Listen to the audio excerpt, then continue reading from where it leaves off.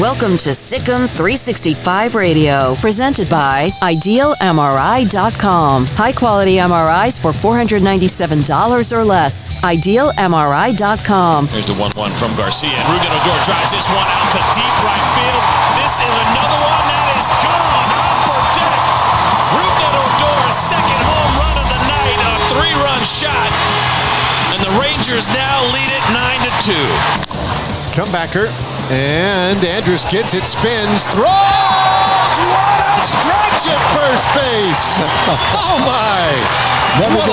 Never get tired of watching that. The 3 o'clock hour is sponsored by Waco Custom Marketplace. Meats, sweets, Texas treats, and a cut above the rest. 425 Lake Air Drive, Waco. Joey Gallo with the bases loaded. 1 out.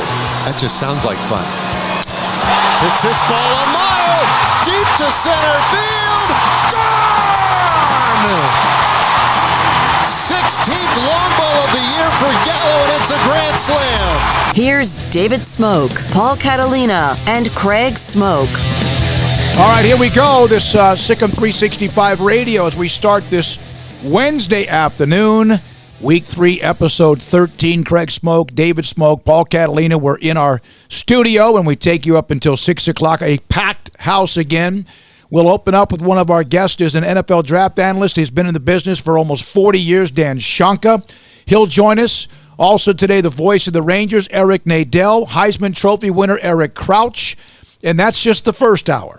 Much more to come, including, I'm very interested, Craig and Paul, Blake Lynch, former Baylor linebacker, safety, receiver, and everything in between. I would think his versatility would be something that NFL teams would be interested in, and yet maybe they don't know, like in a way, where he can play.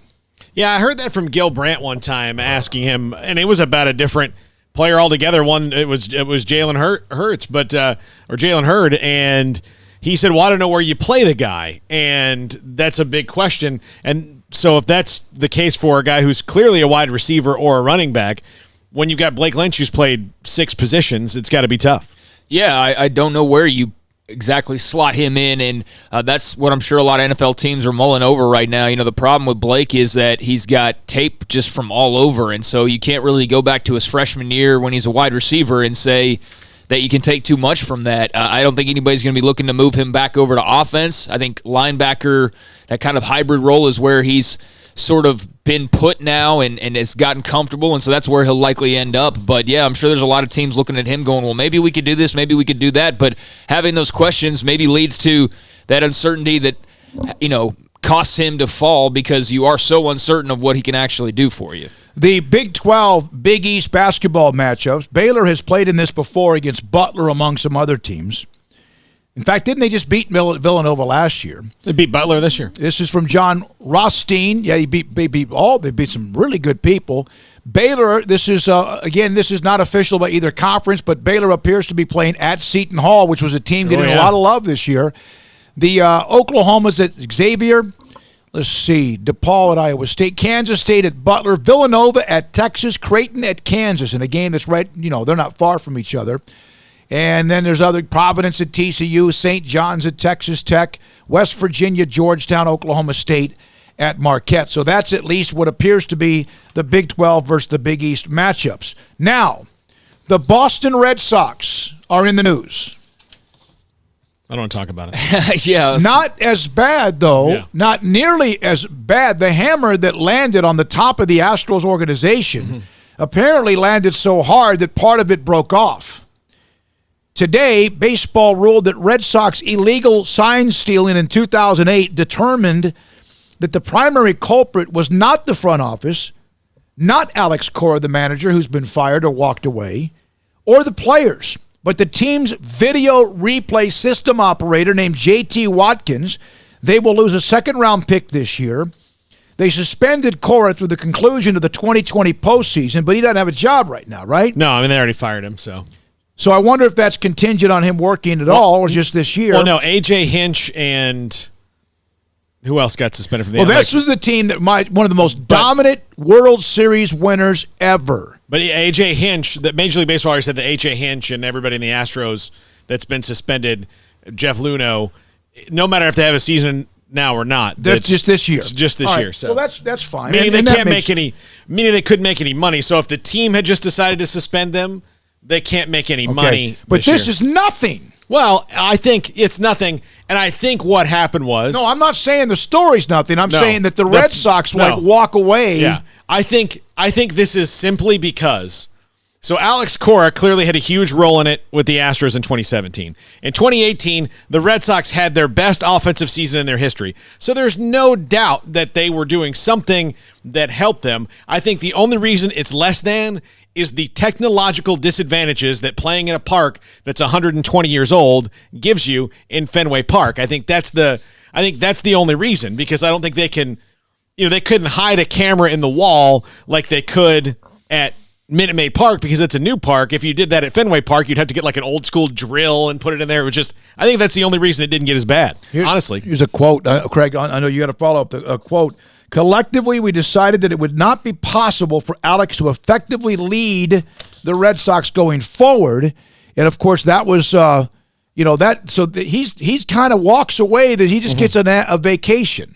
I don't look at it that way at all. I mean, he got publicly embarrassed and shamed. I mean, he was the figurehead of this entire thing, including when you lump the Astros into it, because he was the one guy connected to both teams who were rampantly and openly cheating once the lid got blown off. So I think Alex Cora's got a big black mark on him that's going to follow him around for the rest of his career. Now, will that prevent some teams from eventually hiring him again one day? No. So he doesn't get punished in the manner that, he's completely wiped out of baseball like he maybe should be, quite frankly. But I still think that he's kind of walking around with the scarlet letter, and there's going to be a lot of people not wanting to associate with him. So I think that's where his punishment comes in. And the thing with the Red Sox is they made it clear that it was this JT kid. Like this, they flat ran him over, backed the truck up, ran him over again. I mean, they're basically placing 95% of the blame on this young man, or he might be 65 years old, I don't know, on this guy, and saying that unlike the Astros, the Astros had players in the dugout who were communicating to the batters in real time as the pitches were coming along, letting them know what kind of pitch was going to be thrown. With this videographer, he was doing similar, but it was far more limited. For example, he was only doing it when a runner was on second base. It wasn't in every situation. It wasn't every batter. So it was only when a runner was on second base. So that, by their figures, only affects about 20% of plate appearances. So there's a big difference there, and just the way it was communicated was different as well. So it just seems like it's a similar story, but just far less limited and involved when it comes to the players, the coaches, and all that. So that's where the Red Sox, I think, got off a little easier. It feels as if they did. And again, some will have a stain, as you mentioned, on their forehead, whatever else. How about Lane Johnson? I remember Lane Johnson. He played at Groveton High School. He was a quarterback. He was a great player, played at Oklahoma. Unless I didn't read this all correctly, I just think that the Patriot Way is a fear-based organization. I'd much rather have fun and win a Super Bowl than be miserable and win 5 Super Bowls. Yeah, he said that a while back, and he got some backlash for that from Patriots players who, were saying, well, we've got Super Bowls over here, or whatever the case may be. And Lane got a little bit of redemption for that when the Eagles did go out and win the Super Bowl. But, yeah, his whole point was just that he didn't believe that, the Patriots did it in a fun manner and that they were too serious and had to be too serious all the time to really be able to enjoy it. And I think the Patriots' response to that was like just flashing all of their rings and saying that they were having plenty of fun. I mean, how many ex-Patriots have we talked to at Super Bowls? And I've not heard any of them complain about Tom Brady or Bill Belichick. Doesn't mean they don't want to move on and when they have the opportunity, but winning, you hear what Marino's made hundreds of millions of dollars, and he's a Hall of Famer and broke records, but you know that still eats at him. He may not. He's kind of arrogant, and we've seen that. But I would think you hear about guys that have been in the Hall of Fame, but they miss having won a ring. And then you also can have a long snapper, with all due respect, or a guy that's a special teams player that gets a ring. Does that mean his career's better than a Hall of Famer? No. Yeah, rings are subjective. You can compare a great player with no rings to a player with 3. Who would you rather have, Karl Malone or Robert Horry? Yeah. Well, I would rather have Karl Malone. And so the rings thing is, if you got 2 guys who are really similar, and that's the tipping point in the argument, then I get it. But it's not comparable in every situation, although we allow it to be in a lot of sports arguments. It's like, oh, Charles Barkley sucks because he never won a ring. No, that's not true at all. He's actually a first ballot Hall of Famer and incredibly good. He just was not on the right teams. By the way, one real quick NFL note. Percy Harvin, who's been out of the league for 3 years, says he's ready for a comeback. Oh, him and Dez. And he's saying this. He had surgery on his hip that the doctor that did the surgery said that there was a blockage that could have been there since high school that was causing him pain. He's training with a former Olympian. He says he's feeling as good as he ever has. He's 32. He hasn't played since 2017. But I would, and remember, he was plagued by migraines, which he treated with what medicine? Mary Jane? Yes. What is no longer illegal in the NFL? There you go. There you go. Yeah, that's going to be interesting. It's one of the few sports. The Gronk has not been out long. It just seems to me that would be a sport would be very difficult to sit out at an older age, or really any age, not because of injury, but sit out and then come back. Now, one of the note, Muffin McGraw, Notre Dame's women's basketball coach, has resigned. She's announced on social media stepping down as the women's coach at Notre Dame. They had a terrible year this year for them. Won national titles twice, including a couple of years ago, lost to Baylor in the national championship game, of course, just last April. She's a Naismith Hall of Famer. They've already announced assistant coach Ivy, Niele Ivy, I think it is now the head coach. Got to take a break real quick for a guess. 30-plus years at Notre Dame, couple national titles. She was one of those figures that you think of right off the top in women's basketball, like Gino and Kim and maybe a couple of others. But, long, great career, very sudden and kind of out of nowhere. But, hey, if there was a time to do it, I guess right now is the right time. 33 years. Kim's been the head coach at Baylor for 20. Yeah. And by the way, in those 33 years, Smokey has never actually called her Muffet. Yeah. Now, coming up next, okay, here we go. Back to start this 4 o'clock hour. Dan Shonka, Ourlads Guide to the NFL Draft. Eric Nadel, voice of the Rangers. And Heisman Trophy winner Eric Crouch, SicEm365 Radio.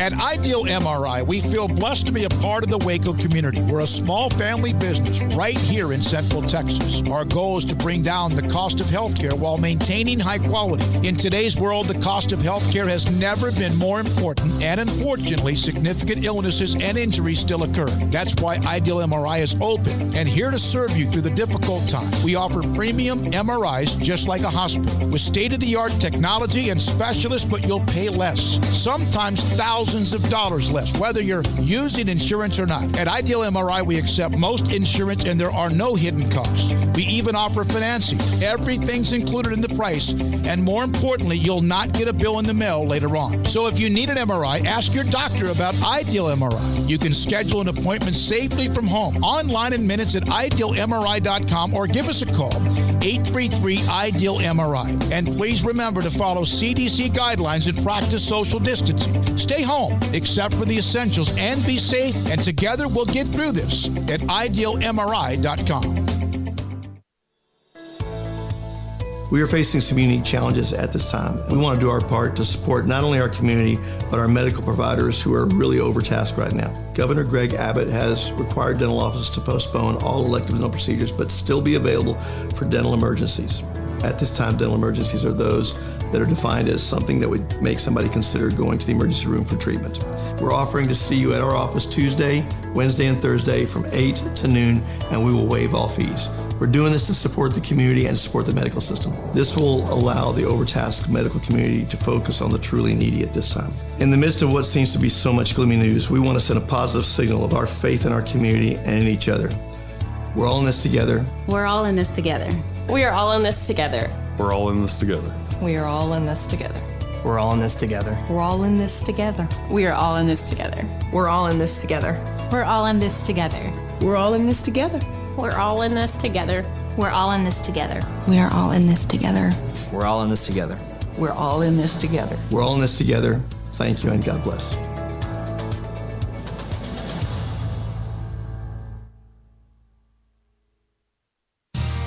How did Edward Jones become one of the biggest financial service companies in the world?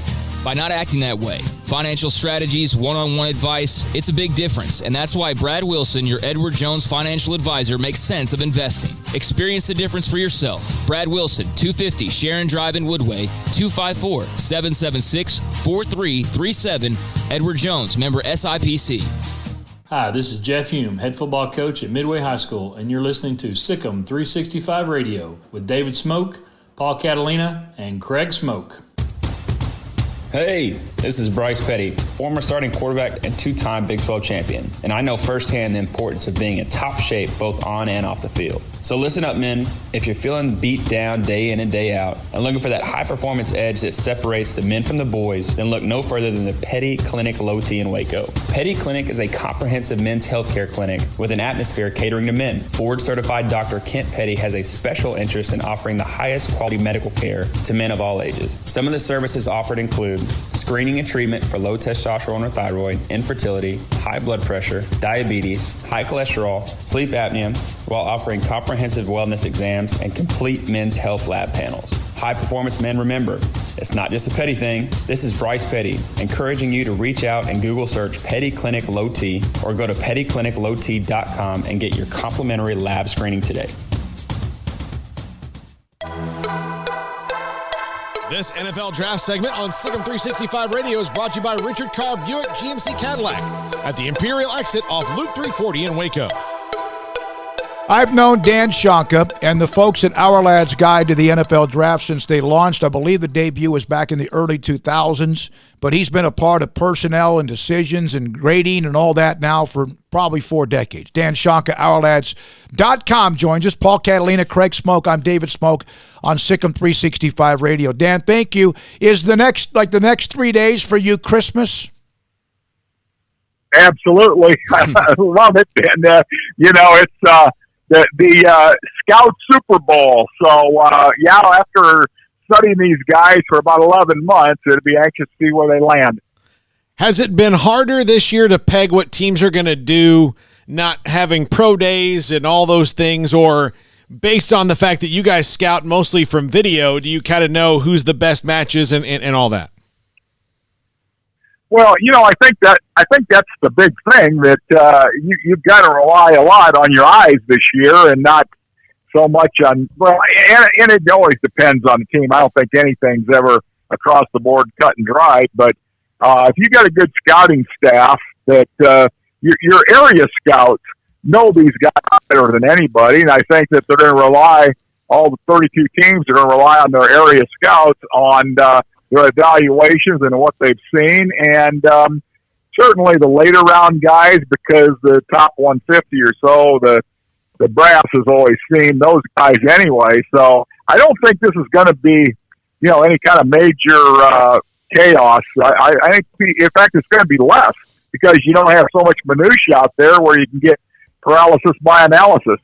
On the chaos front, it seems pretty clear that Joe Burrow will be the number 1 overall pick to Cincinnati. I think as of right now, most people still expect Washington to draft Chase Young at number 2.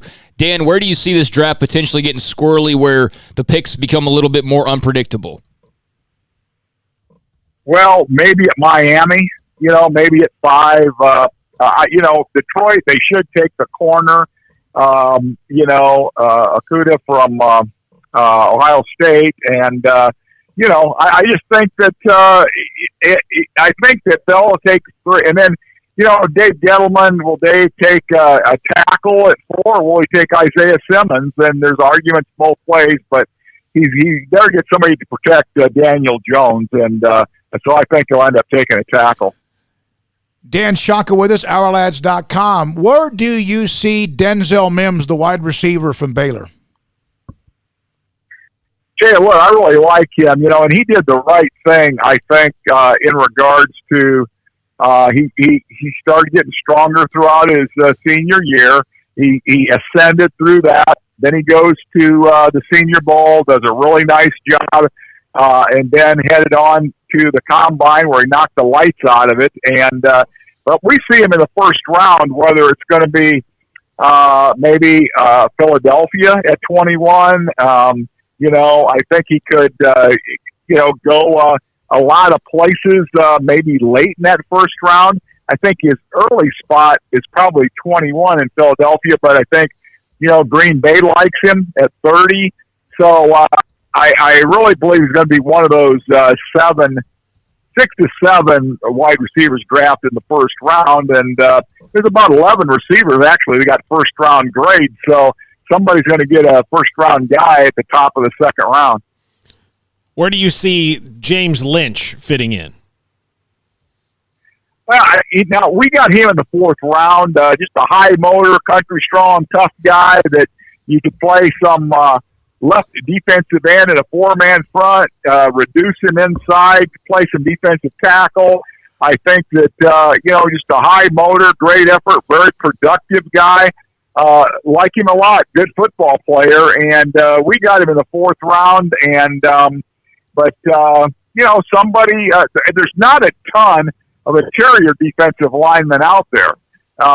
We say the fourth round, but guys ahead of him, there's not. Like I said, you got the big dogs like Brown from Auburn up there, and Gallimore from Oklahoma, and Elliott from Missouri, and Hamilton from Ohio State, and Maduke from Texas A&M, Blacklock from TCU. But that's basically about it. Javon Kinlaw is going to be up there going somewhere too, but there's not a ton of them. I think right there, Lynch is going to fall in that second or third tier group. What is the deepest position among the first couple of days? We've seen a lot of people mention 15 or 18 wide receivers in the top 100. I'm not sure exactly how many you have, but what is the deepest position as far as talent, in your opinion? Oh, there's no question about it that the wide receiver is just I've been scouting NFL players since 1987, and I don't remember any group, wide receiver group, that's as strong, as deep as this one. And I think that, with all these 7-on-7 camps, all these receivers just got better, and the ones that are going to kind of jump in the fray and be able to play right away are those guys that have probably played more of the pro offenses as opposed to the spread offenses, because a lot of times in the spread, you're relegated to one side of the field or one alignment, whereas when you're in a pro offense, it's multiple alignments, so you got some things to catch up on if you haven't. But some guys really latch on to it and get in there and play, and if you got great speed, you're always going to have a chance, and Mims is a guy that's got that great speed. Dan, does Tua's injury, make you as concerned as some other people seem to be surrounding, his health moving forward? And after he and Burrow kind of being the top two guys, what does the rest of the quarterback group look like to you? Yeah, well, Tua's, I'm not so sure that Herbert's not going to jump ahead of Tua. Okay. It all depends on what the doctors think, and, doctors think at Miami. They pass him, which would be a surprise to me unless they got a whole group of new orthopedic guys, because they didn't press Drew Brees on a shoulder. Oh, man, you got hips and knees and ankles and, wrists and everything else. I don't know how Miami doctors can pass you, but that being said, maybe they fired all those guys because they flunked Drew Brees. Dan, you have the Cowboys at 17. There are always names that kind of float out there. Who knows what's going to happen? C.J. Henderson, and you hear about Chason from LSU. Do you feel like either one will be at 17 of still available? And if they were, who would you take? I think Henderson to be a little bit more of a long shot, because he's probably the second-rated corner out there. He's our second corner, and so those guys usually don't last. I mean, there's a big separation between him and Okudah from Ohio State, and Okudah should be the third guy off the board. Then Henderson, but he could be there at 17. I mean, you got all these tackles. There may be 5 or 6 tackles going before that 17th pick. If a couple of guys like Austin Jackson from Southern Cal squirm up there, for instance, that would, hopefully for the Dallas fans, will kick somebody down. But I think Chason to be there at 17, because there isn't too many openings for him above that area.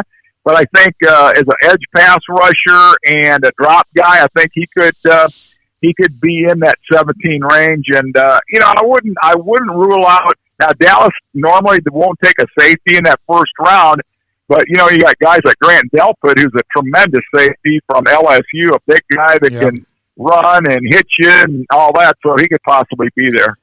What is your position of least value in this draft right now? Well, I mean, tight ends probably would be, there's not as much depth. I think there is a lot of good journeyman type guys, catch the ball, block, or combination of, but they're not great athletes, for instance, but they're just blue collar tough guys. So I think that probably tight end would be in that mix for us, right? Somewhere in there is probably, maybe outside linebacker, depending on what you're looking for. The true outside linebackers that could play over a tight end. There's probably not a ton of those guys. There's some rushers, though, on the outside, but tight end would be the one. Dan, Texas has a smaller group this year, but guys like Devin Duvernay, Brandon Jones, Colin Johnson, I mean, these were big names in college, and because of injuries or just play dropping off a little bit, their stock's not quite as high as maybe it was a couple years ago. But how do you feel about the Longhorn prospects, guys like Jones, Johnson, and Duvernay? Well, I tell you, I really like Duvernay. I think that since he got moved to that slot area, that's really helped him a whole lot, and that's going to help him on Sundays. And because he's quick, he's got really good speed, and now the base formation anymore. You got 3 wide receivers on offense, so I think he's going to be a good fit for somebody in the slot. Colin Johnson, obviously a big target, and so I think that he'll have to be an outside vertical guy. But, or a guy that runs big routes, things like that. But I think he's a good receiver, and I think that, he's probably going to go, a third round somewhere. Duvernay, probably in that third or fourth.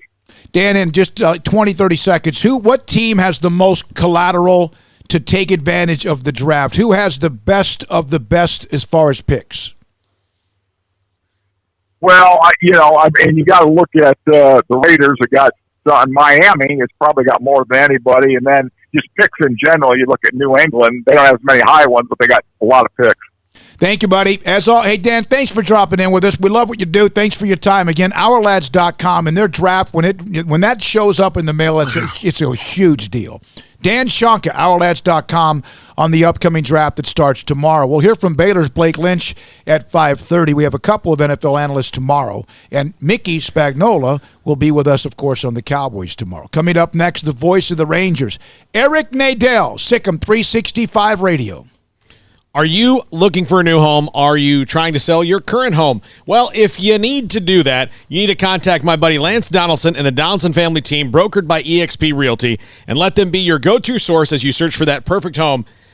Lance is a great guy. He's going to listen to you. He's fun to be around. He's going to take in everything that you want in a home or that you want to get out of selling your current home, and he's going to make sure that you get what you need. So again, just give him a call, 254-214-3713, or visit his webpage for the most current listings, lancedonaldson.exprealty.com.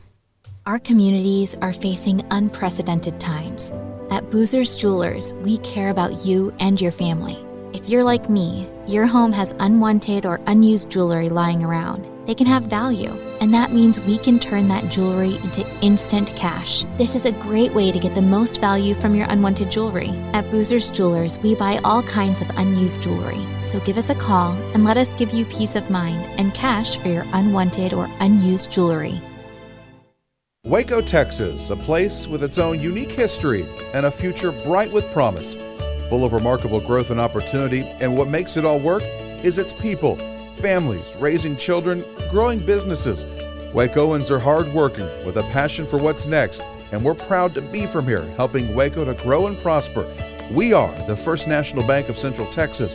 Familiar faces making local decisions. Member FDIC, an equal housing lender. Hi, this is Grant Taft, and I'm a proud listener and supporter of the all-new SicEm365 radio show with my friend David Smoke, Paul Catalina, and Craig Smoke. SicEm. Ideal MRI is a small family business right here in Central Texas. We are open to support our community through this crisis. When you need an MRI, ask your doctor for an Ideal MRI. Visit us at idealmri.com or call us at 833-IDEAL-MRI. I hate my job, but I don't mind getting up in the morning. I dread each day, but I can't wait to get out of bed. You ask me why, and what I'll say to you is true. Well, you can get breakfast tacos at Rudy's Barbecue. Scrambled eggs and brisket, they ain't fooling around. Salsa drap, son, they're the best in town. Barbecue for breakfast, yes, it's true. Put a smile on your morning at Rudy's Barbecue. Next in line. Hi, this is Mart High School football coach Kevin Hoffman, and I'm a proud listener and supporter of the all-new SicEm365 radio show with David Smoke, Paul Catalina, and Craig Smoke. In this day and age, you must be able to change how you do business. Think outside the box to ensure that you service your customers. And at Waco Custom Marketplace, we've created our own drive-thru for your Monday, Wednesday, and Friday shopping needs, 10 a.m. to 6 p.m. So you can still order and enjoy from our great butcher shop and bakery, including 2 pounds of 8-ounce salmon fillets for $24.05, 2 pounds of 4-ounce catfish fillets for $4.90, sliced ham or turkey, American cheese and smoked sausage, fresh chicken breast, 3.5-pound whole chickens, sliced bacon, boneless pork chops, 80/20 ground beef, 4 pieces of sirloin steak or 4 pieces of ribeye steak from $19 to $35. Marinated beef or chicken fajita meat plus a loaf of bread. Fresh carrots and Idaho or red beet potatoes or white onions. Pinto beans and white rice, flour tortillas. So the great product, customer service, and tradition continues at Waco Custom Marketplace with a drive-thru only Monday, Wednesday, Friday, 10 a.m. to 6 p.m. Waco Custom Marketplace, 425 Lake Air Drive in Waco. Let Camille Johnson Realtors guide you seamlessly through the process of buying your dream home or selling your current one. Commercial, farm and ranch, or residential, Camille Johnson Realtors can smoothly and successfully lead you through any transaction with a team of 24 experienced agents who are excited about serving you. Camille Johnson Realtors services the entire greater Waco area. If you're in the market to buy or sell, contact Camille Johnson Realtors, 104 Midway Center in Woodway, or find them online at www.camillejohnson.com. Camille Johnson Realtors, elegant, charming, warm. Welcome home.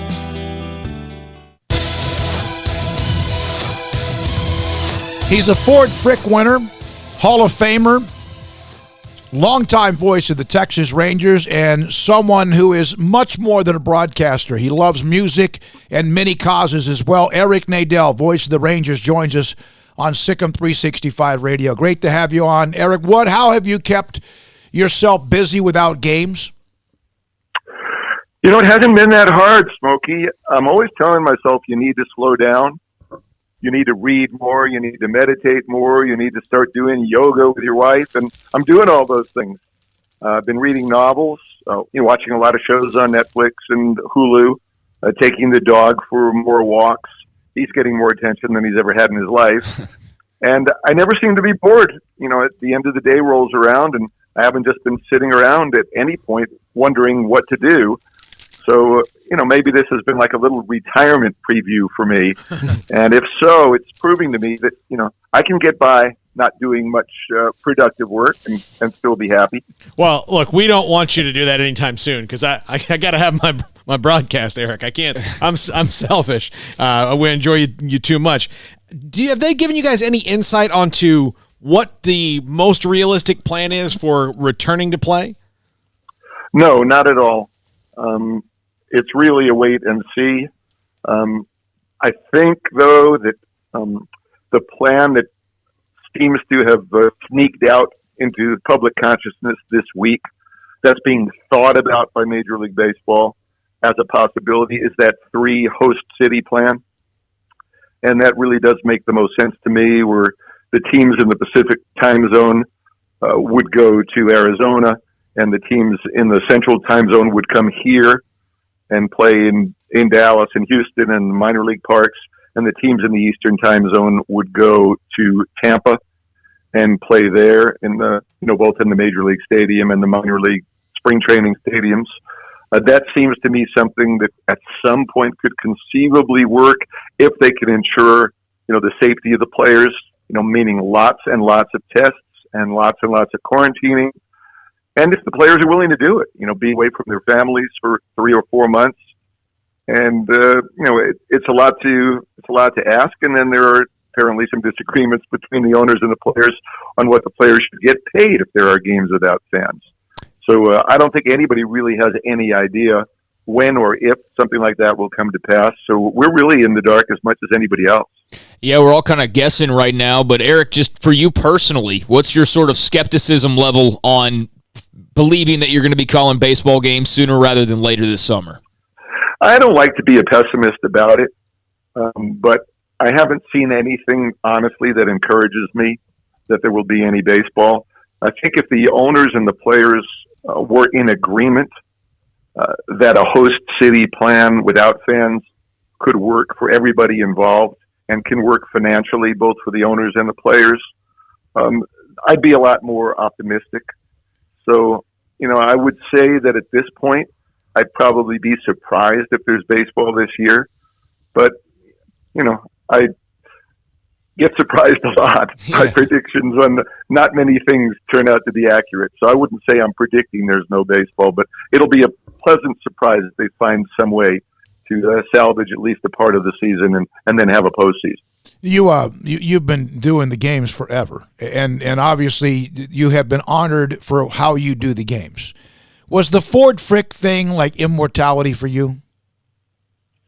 I don't know if immortality is the word, but it was surreal, putting me in the company of all of those announcers who I idolized.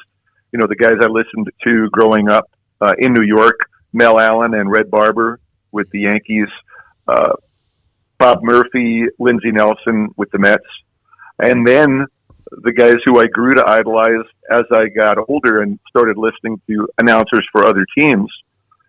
Obviously, Vin Scully and Ernie Harwell, Dave Niehaus in Seattle, Marty Brennaman in Cincinnati, all of these guys who've been mentors to me.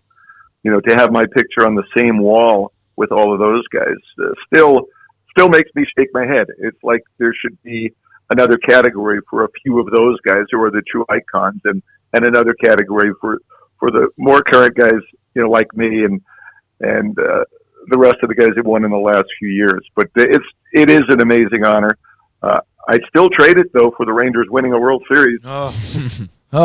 Is the key to, instead of just doing play-by-play and telling the listener what's going on in the field, that was a slider, that was a single, that was this, is filling the dead space in baseball with the right amount of ambience and insight into the players outside of just baseball. That's, to me, seemingly what the great ones do. Is I can just listen to your conversation about the game and not feel like I'm being talked to.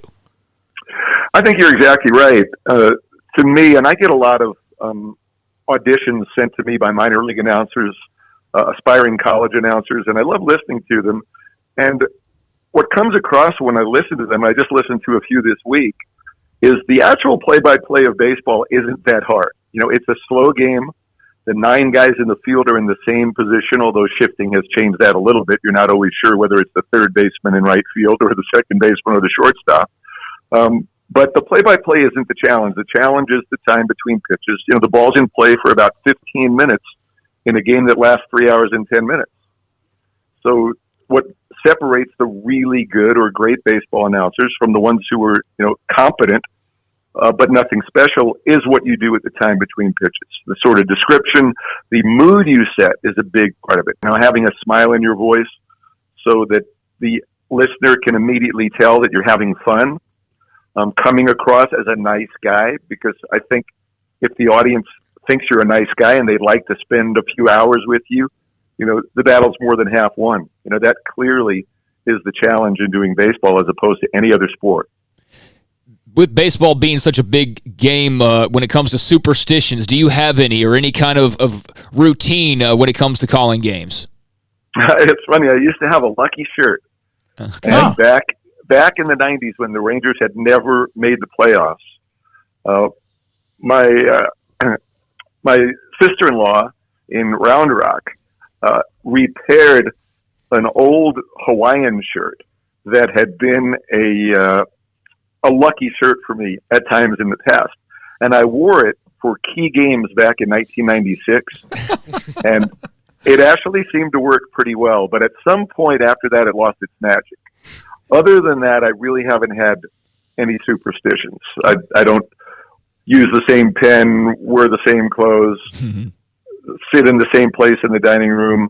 I did some of that stuff for a while, but not in many years. I know that when the Rangers get to the World Series for the first time ever in 2010, and then, of course, the gut-wrenching 2011, Ryan's 5,000, all sorts of things that you've called.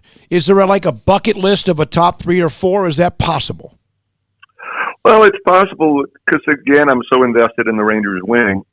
And, clinching the pennant in 2010 for the first time is head and shoulders above all the others. Okay. There's nothing else even close to that.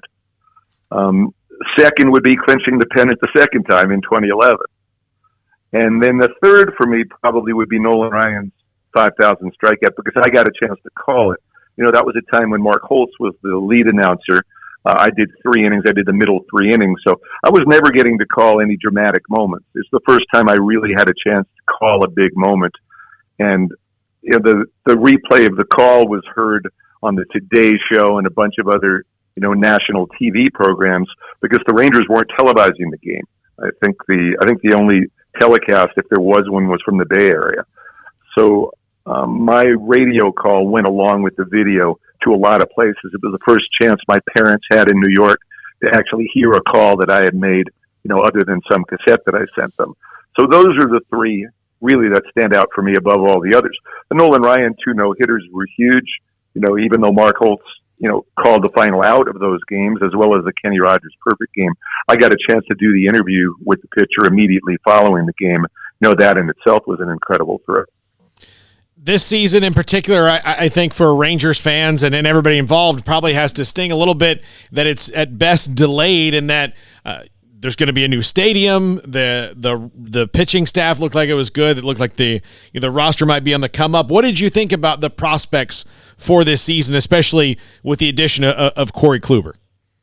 Yeah, we had so much to look forward to. It was the first time probably since the World Series years, 9 and 10 years ago, where the Rangers had a starting rotation of 5 pitchers that would have rated at or near the top of the league, in quality depth.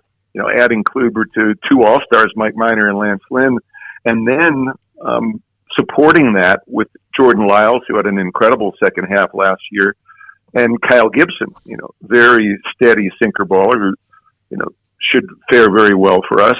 I was feeling really confident about that. Having Willie Calhoun for a whole season, having Joey Gallo hopefully for a whole season. He missed about half of it last year due to injury. I thought the Rangers were in very good position to at least have a winning record and possibly be a serious contender. Eric, I just had a question on the text line. Can you ask Eric the influence of what Mark Holtz had on your career? I know some other guys you mentioned that are Hall of Famers. What was that like, the influence of Mark Holtz? I tell you what the most important thing was, and Holtz influenced me positively in so many ways. He was a really joyful person. He was a happy, almost jolly guy. And he was never happier than when he was doing a baseball game. And that came out on the air. And when we would hear from fans or meet fans, it was clear that people were drawn to Mark. Obviously, he had an incredible voice. He had a knack for calling the dramatic moments. But more than anything, I think people were drawn to him because of that personality, because of the warmth of personality that he was able to transmit to the radio audience. And that's something that I learned from him is so crucially important for fans to be able to identify with you. And I think that's what made Mark so special. He's still, for me, the best baseball announcer, who I've ever worked with. And I've worked with John Miller too, and that's kind of a toss-up between the two of them. But he was so special in that regard, in making people just love him as a person. And it communicated to me that the more you can get that across on the air, your own warmth, your own friendliness, the more the audience is going to identify with you and want to hear what you have to say. Eric, there were a lot of great moments at the ballpark in Arlington. It's still a special place for a lot of people. What are your thoughts on the move to a new stadium? Is that something that gets you excited, or are you more of a, hey, I like the older park and its settings? What were your feelings on this new ballpark in Arlington? I'm really excited about the new ballpark. We sweated our butts off at the ballpark in Arlington. We'd have air conditioning to a certain degree before the game started. As soon as we opened the windows, the temperature in the booth would be just about the same temperature as outside. So we were doing these 3.5 hour games in 90+ degree temperatures. It puts a strain on you. It's tough to concentrate. The day games were just an absolute nightmare, as they were for the fans. So I was very much looking forward to getting into the new ballpark. I like the design of the new ballpark. It seems to be more straight up and down. So I think it's going to have more of an intimate feeling. I think that it's probably going to be really noisy and a tremendous home field advantage for the Rangers. I'm looking forward to being able to play more day games and not have to travel after night games, which very few teams do, but the Rangers do, because we can't really play night games during the summer and expect anybody to come. Mm-hmm. So all of that I'm very much looking forward to. And unfortunately, we're going to have to wait a little longer, or a lot longer, but it'll be worth the wait. Eric, it's great to have you. Thank you, sir, for being a part of the show. Can't wait to see you whenever the ballparks open up again, based on the ability and the safety for us to be there. Thanks for your time so much. Thanks. Great to talk to you guys. Eric Nadel, voice of the Rangers, Ford Frick Award winner, and he is, as he says, a guy like Mark Holtz, who is someone you can listen to, and it's friendly and it's conversational. I thought it was interesting. Warm. I thought it was interesting to hear him talk about something new like the stadium, just because old school guys, you never know. And the way he answered it, you think he would want the. I know Cooperstein loved the old ballpark. I did too, but he did it in a different way. All right, we're gonna have what? Yeah, I just want to say, he and Matt Hicks last year, I was producing a game and they talked about oatmeal for 3 innings, and it was hilarious. And they could do it. Coming up next, former Heisman Trophy winner Eric Crouch on SicEm365 Radio.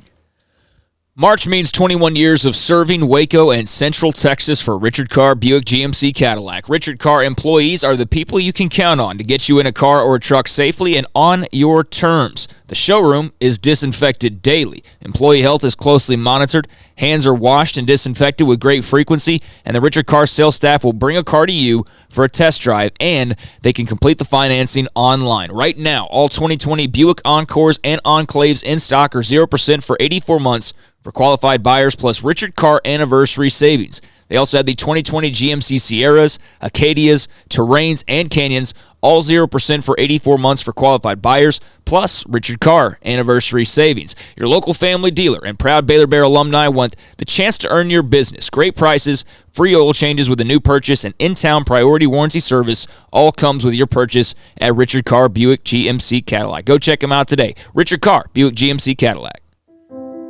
We're approaching the time to announce the 10th annual Academic All-Stars team. 20 elite student athletes who excel in both academic and athletic competition from Central Texas high schools. And right now, focused on the nominations that have come through so many great young men and women to choose from. Hi, this is David Smoke. Our title sponsor, Texas Farm Bureau Insurance, protecting Texans since 1952. 2020 Academic All-Stars program is also brought to you by Westdale Asset Management, Englander Design Pack, Bentwood Realty, Southwest Sports Medicine, Allen Samuels Dodge Chrysler Jeep Ram, Coca-Cola of Waco, Ray Broker Air Conditioning and Heating, the Texas Sports Hall of Fame, HEB, the McLean Group, Universal Windows Direct, Rudy's Country Store and Barbecue, and the Waco Foundation. We will announce the team on Friday, May the 1st, and highlight them throughout the month of May. It's the 10th annual Academic All-Stars team, highlighting the elite student athletes in Greater Central Texas, right here on SicEm365 Radio.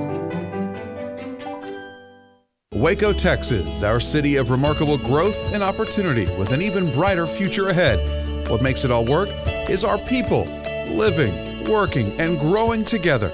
And we're proud to be from here, helping and serving the community we call home. We are the First National Bank of Central Texas, taking great pride in being locally owned and operated.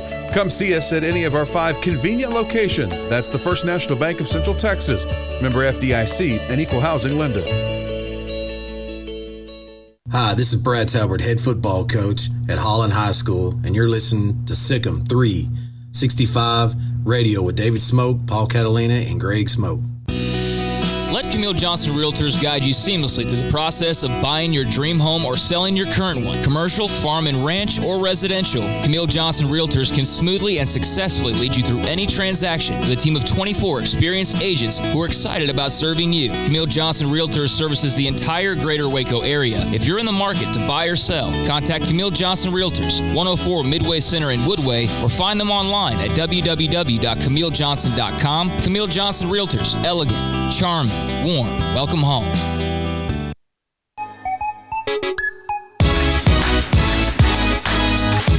Our streak and what we do here with SicEm365 Radio of Heisman Trophy winners continues. Former Nebraska quarterback, Heisman Trophy winner Eric Crouch joins us as he's taking a trip through the beautiful back roads of Nebraska right now on SicEm365. Is this your time to kind of, other than having to do a radio segment, Eric, a time to kind of just decompress and relax when you're on your way back where you're going?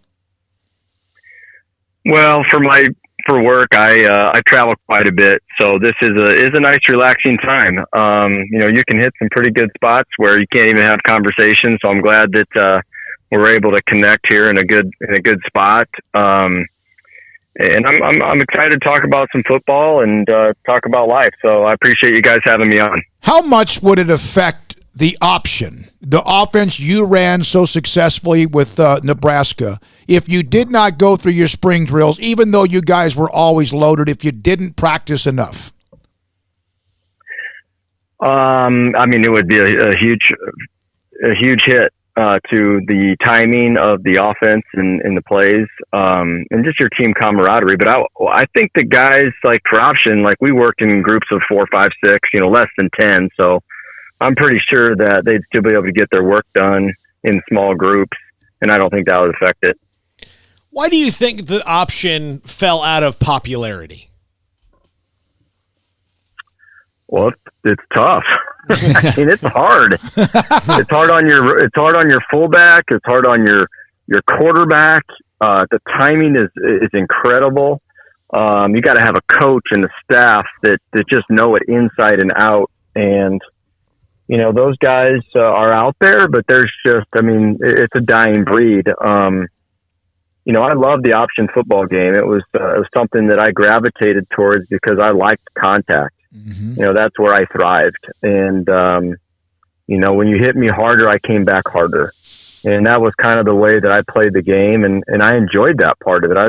I loved being a quarterback that could run the football, and I actually not just run it, but like be a really big part of the offense. I watched a replay because there's nothing to watch right now, but I happened to just put it up on YouTube, the 99 Big 12 championship game in San Antonio when you guys beat Texas. And I remember they were constantly talking about the hits you took, whether you pitched it, got hit, or what you were hit when you had the ball. You delivered some as well. What was it like for you? How long did it take after a game? Did you actually feel like you could get out of bed normally even though you were younger? Saturday the next week, pretty much. Wow. Man. Yeah. I took a lot of hits. I carried the ball 20, 25 times a game like a running back. I was taking their best shots every time they're trying to take me out of the game. So, it was back in the days when you could spear with the crown of the helmet and you could take a knee out. And, you better move quick or understand angles and get down and roll and things like that to protect yourself. But, you learn that, getting hit and flying in at top speed. So you learn how to kind of protect yourself as you're kind of delivering a hit at the end. Eric, do you think that if you played now, given the fact that, there's the Kyler Murrays and the Lamar Jacksons of the world, and people seem to not have this kind of linear idea of what a quarterback is, that you would have gotten a better shot at playing quarterback in the NFL? Yeah, probably. The option's a lot different than dropping back. And so we did not focus on the passing game. I didn't even really learn how to read or feel comfortable with coverages in the passing game, just knowing where the openings are and anticipating throws until I got to the CFL with the Toronto Argonauts in 2005. And, Green Bay picked me up early as a quarterback, but I struggled understanding and practicing in that concept and reading all these blitzes and going with your hot. I didn't run that offense. I mean, it was going to take me. Someone would have had to have some extreme patience with me. You know, that 3 to 5 year range.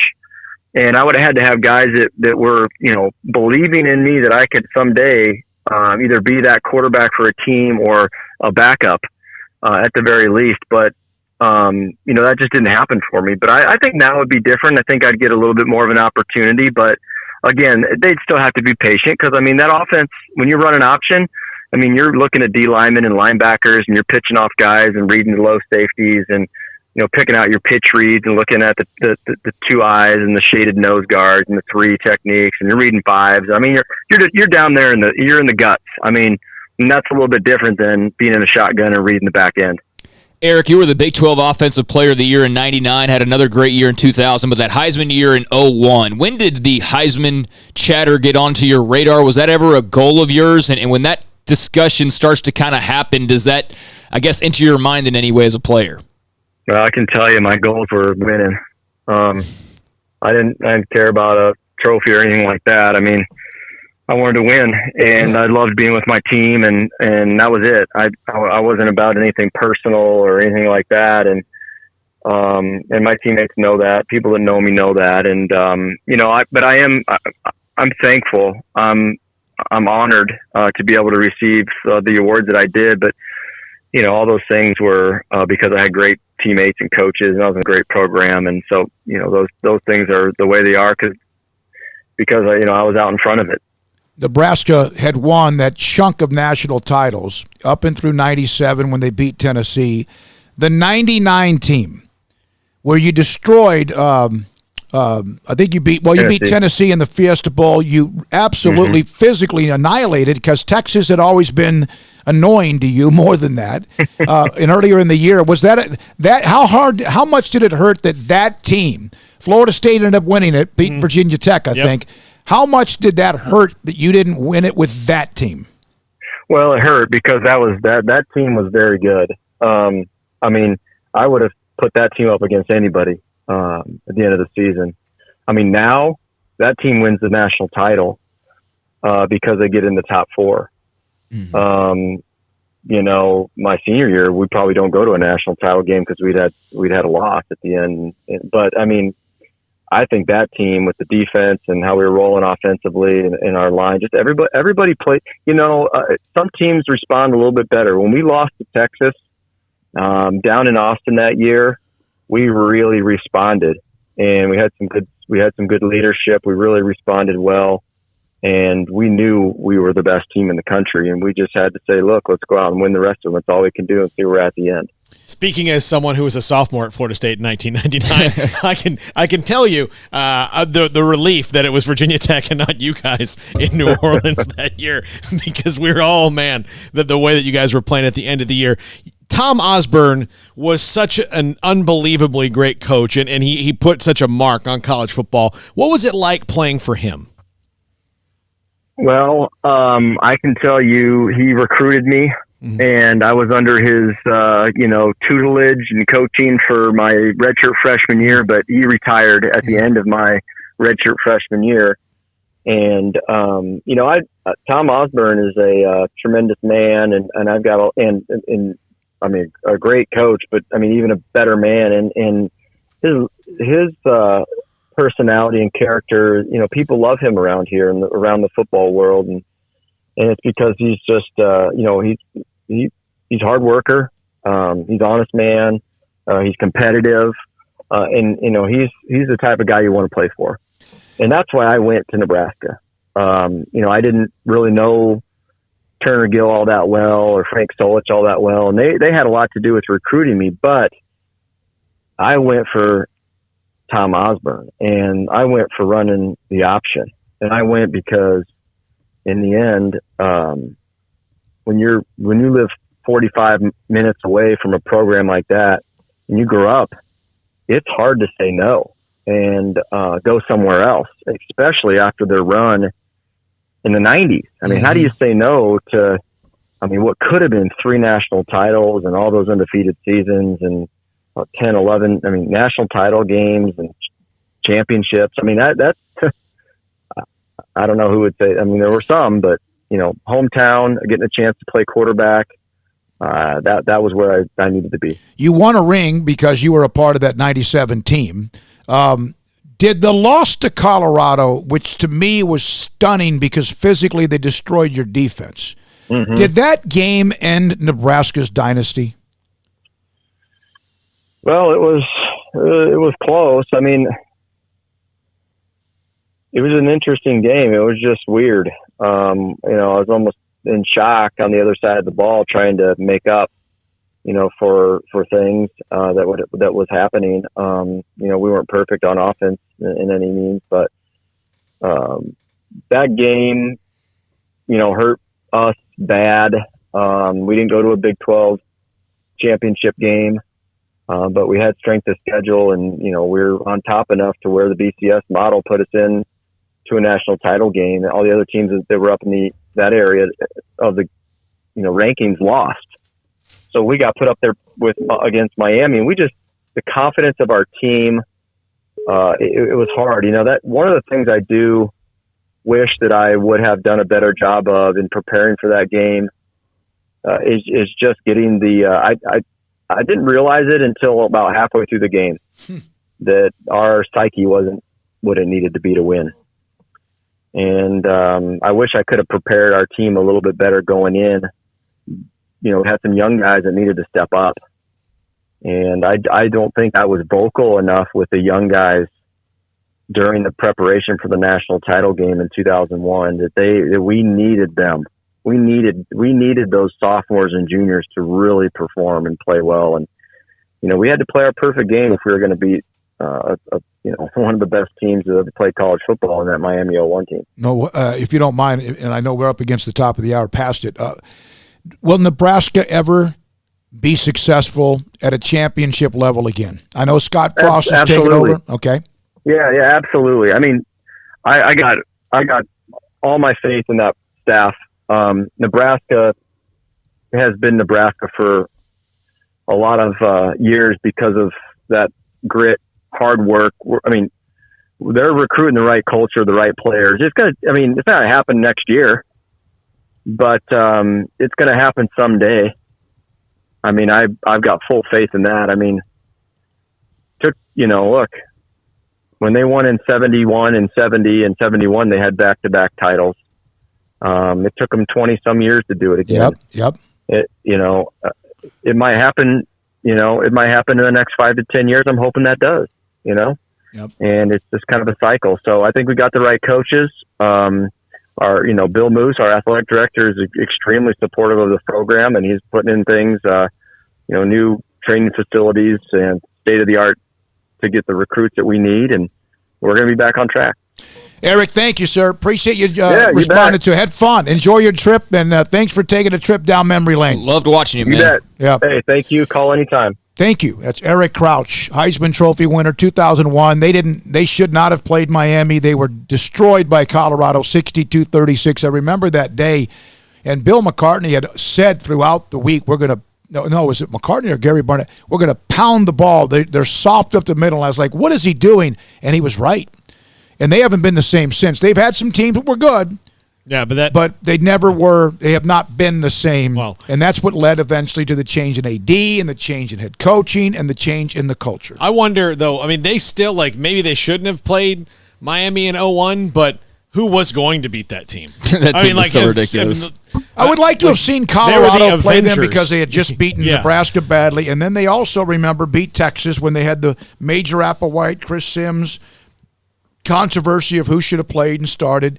But yeah, Miami, that's probably, as much as I love the 95 Nebraska team or 97, but there's no one, I don't know if you could ever have the kind of accumulation of talent, NFL talent as well. When we come back, go ahead. I was just going to say there's not many brands of football that are more fun to watch than just a really good option team. I mean, just to watch those Nebraska teams just run the football, it was so much fun. And I do know that they had to start to change it up, but they actually threw the ball 15 to 17 times a game, but it was when you get behind, but really everybody struggles. I do have a question for you. I have to ask you before I forget about it. So, he was only with Osborne for a short time, obviously. 1 year. With the 1 year. How much was the firing of Frank Solich what really further hurt their scale back. They were starting to lose a little grip, but it still would have continued it, and you never know. Because right now, like you watch what Navy does or what Air Force and Army have done, again, with less talent. Yeah. Great men, but so much less talent. It also then led to them not having their redshirt program. And then, yes, the Big 12 formed right about 5 years before that, and that changed who they could recruit, and there's no question about that. And don't think Texas, when they formed the Big 12, didn't say how can we make them less of a monster. Well, ask Texas. Because Oklahoma wasn't at the time. Ask Texas and ask anybody who's made a really horrible AD hire how, even if it's just for Steve Peterson, but 3 years of a bad AD can set you back decades. Yep. All right. Coming up next, we have plenty to get to. You're right. In fact, the Riverbend Liquor and Wine text line is available, 254-339-1122. The Willis Law Firm. Thanks to the Willis Law Firm. My goodness, they're fantastic. They check in with me a lot. Appreciate them as well. You can get on SicEm365.com for the chat room. Also, Twitter, at David Smoke, at Craig Smoke, at Paul Catalina. And this is SicEm365 Radio. Ideal MRI. I'll never forget when the announcement came that we were going to start this show.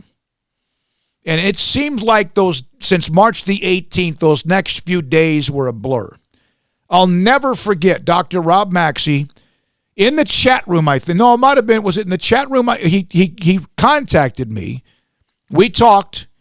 He said, I want to be absolutely as a major part of what you're about to do. He's listened to what we've done, and he wanted to be a part of the future. And he's a part of right now, today, the present. Ideal MRI, bringing down the cost of health care, maintaining high quality in today's world. The cost of health care has never been more important, and unfortunately, there are still significant illnesses and injuries that occur outside of COVID.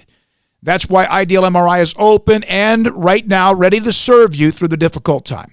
They offer premium MRIs just like a hospital, state-of-the-art technology, specialist, and you'll pay less. Sometimes thousands of dollars less. Have you ever gone to get an MRI and all of a sudden they say, we need $1,000 down or you need to do this or that?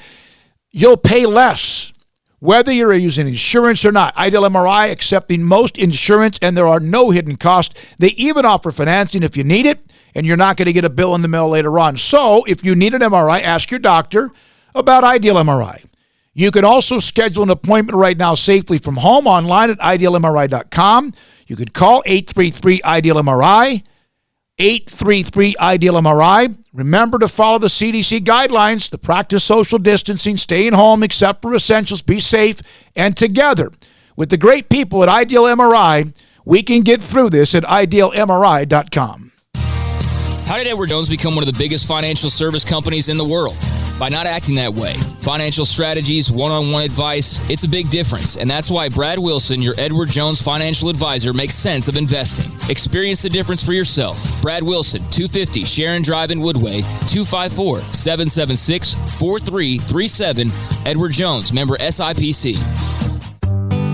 In this day and age, you must be able to change how you do business. Think outside the box to ensure that you service your customers. And at Waco Custom Marketplace, we've created our own drive-thru for your Monday, Wednesday, and Friday shopping needs, 10 a.m. to 6 p.m.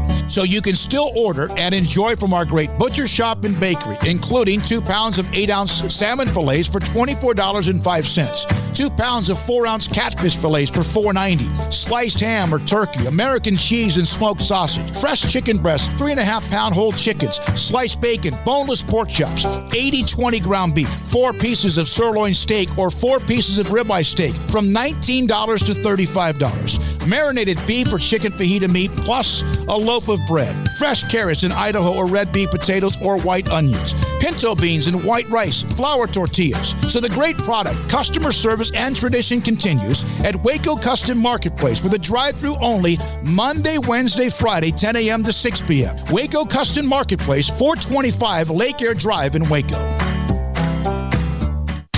This is Waco, and this is Boozer's Jewelers. When locals want luxurious jewelry and at a competitive price, they come here. This is Brad Boozer. He's the owner of Boozer's Jewelers. Boozer's is the premier wedding ring store. They specialize in loose diamonds and wedding rings. At Boozer's, they have 7 jewelry counters dedicated to wedding rings and diamonds only. They also specialize in heirloom jewelry, custom jewelry, watches, and much, much more. So what are you waiting for? Stop on in today and discover why the locals trust Boozer's for their jewelry.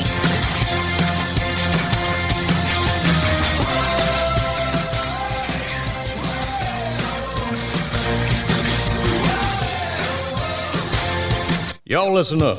Let me tell you something about group meals from Rudy's Barbecue. It's got all you need for all the folks you gotta feed, smoked meat, sides, and more. There's everything down to the tablecloth, just like the one that you see at the store.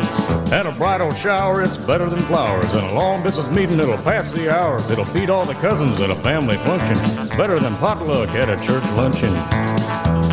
Next time you need to feed 10 or more, call and order a Rudy's group meal. Next in line. Southwest Sports Medicine and Orthopedics, the team physician of Baylor Athletics. Our doctors specialize in the diagnosis and treatment of any and all sports-related injuries. Celebrating over a decade of service in Central Texas, our doctors are equipped to handle a wide range of issues, whether it's your foot or ankle, orthopedic spine care, your hand or wrist, knee and shoulder pain, or if you're in need of our arthritis or total joint clinic. Trust the doctors that Baylor trusts. Southwest Sports Medicine and Orthopedics. Our goal is to get you back in the game. This is SicEm365 Radio. The 4 o'clock hour is sponsored by Boozer's Jewelers, the wedding ring store, specializing in custom jewelry and repair, all in-house. Brewer wants a bunch, left side, got it! Touchdown, Denzel Mims! Now back to SicEm365 Radio, presented by IdealMRI.com. Your health is important, so is your budget. Here's David Smoke, Paul Catalina, and Craig Smoke. Didn't bring this up to Eric Crouch, but it's he Heisman Trophy winner. He was also announced as a class of 2020 of the College Football Hall of Fame. Really enjoyed that. Very enlightening and also very honest with a lot of things that he mentioned. Sam Bradshaw, premium section. How does Baylor's new offensive coordinator run the football? We dive into the running game for Coach Fedora. Sam does a great job with these things. Yeah, he does. A lot of the X's and O's stuff for SicEm365. So if that's your wheelhouse, that's something that you like learning about or something that you already have a good knowledge of, but you just like seeing people dissect the X's and O's, then that is one of the features of the premium side of SicEm365.com. One of the advantages to being a premium member, in addition to the forums and some of the other content that we have out there that's only for premium members. So that's why we encourage you to sign up for the site, and it's also also supporting us in a way as well with the radio side of things. But yeah, he does a good job and takes a lot of different looks at a lot of different aspects of the game, and so the running game is the profile for today, and look forward to reading that a little later. Baylor football notes. Jahdae Barron, Craig, what's the update with him? Jahdae Barron, who was a very highly touted member of this past recruiting class, the class of 2020. I don't know kind of how this came to be. Still think a lot of people are working through some of the details, but Jahdae Barron, who signed just a couple of months ago, has now announced that he has been released fully from his letter of intent to Baylor, so he will not be a part of the Bears football program moving forward. He posted a message on Twitter saying that he had let's see here. Thank you to Baylor Nation for embracing me. Today I requested an official release from my national letter of intent to Baylor and will begin looking for a new school to pursue my athletic dreams and career goals. Thank you to Coach Aranda for granting me a complete release. I wish you all the best in this upcoming season. So he was a player that was a big get for them at the time. Had some nice offers and certainly a lot of upside, but Dave Aranda going the full release route, so I guess he's not too worried about it or not wanting to fuss with it too much. And this is maybe a side effect of just kind of our current landscape right now and all the uncertainties, but that's a loss. Although I will say, if I'm going to trust this staff to go out and recruit, which I do based on what I've seen so far, a cornerback is a spot that I feel pretty good about them being able to go and find a guy. Maybe not a guy who's as good as Jahdae Barron right away, or in the long run, but I think they'll find a suitable replacement. It's just a tough loss and very unexpected. The timing's just incredibly strange. I wonder if the separation might lead to some kids getting a little bit, maybe restless. So. Kendrick Blackshear, inside linebacker, one of the best defensive players, I think ranked very high in the country. Duncanville High School. Part of the district now, Paul, with Waco High and Midway and Cedar Hill and Mansfield in that great district. DeSoto, Waxahachie. He cut his list down to 6. Alabama, LSU, Texas A&M, Oklahoma, Illinois. Lovie Smith. Yeah, you're seeing them get into some of these Texas players' top 6, top 8 on occasion. It's not a lot, but it's on occasion, and that's very much Lovie's Texas influence. And the Baylor Bears. Yeah, top 6. Top 6 of one of the highest-rated players in the country, Alabama, LSU, A&M. So you have SEC back-to-back-to-back. Then Baylor, Oklahoma, Big 12, and then Lovie Smith. If Lovie Smith, it depends on the parents. And it could depend on the player, but if Lovie Smith, he's not going to be in that living room and he's not going to blow you away with just wild passion. He's going to be in front of mom and dad or mom or whoever. Well, he's a trustworthy person. Yeah. And then that's what Dave Aranda appears to be bringing to the table as well. Dave Aranda's not going to, wow you with energy, with the, hey, he's not going to be that guy who sells it with that kind of pep and flair. What he's going to sell people on is discipline, and this is what you need, and just being a person who's a very thoughtful. I mean, you can just tell that he's an extremely thoughtful human being, and that means something. Especially, I think we're starting to see a generation of, there's probably not a lot of people who would play for a Bear Bryant right now. Like that kind of coach has to adapt. And not saying that Bear Bryant wouldn't have, but that kind of old school, we're gonna throw rocks on this trailer until we pass out coach is not going to do it. But you can still be a disciplined, hardworking coach, but you have to have that level of understanding today's youth. Yeah, and I think Dave Aranda also just shows any prospect, hey, here's the 20-plus defenders out of LSU that I've sent to the pros in the last, handful of years. But the last 3 drafts. Yeah. I mean, he's got the skins on the wall. But Kendrick Blackshear, I mean, for a high school senior, 6'2", 250, playing linebacker. I mean, those kind of guys don't grow on trees, so he's special in that regard already and amongst the top kind of percentage of elite prospects. But, yeah, he's got this top 6 out. He's not going to make a decision before the end of the month, it looks like, and we've only got about a week to go in that regard anyways. But apparently he's going to be making a decision relatively soon. I did see where, they have like crystal ball predictions and things like that. It seems to be pretty split for him between Bama, LSU, and Oklahoma, which comprises half of his top 6.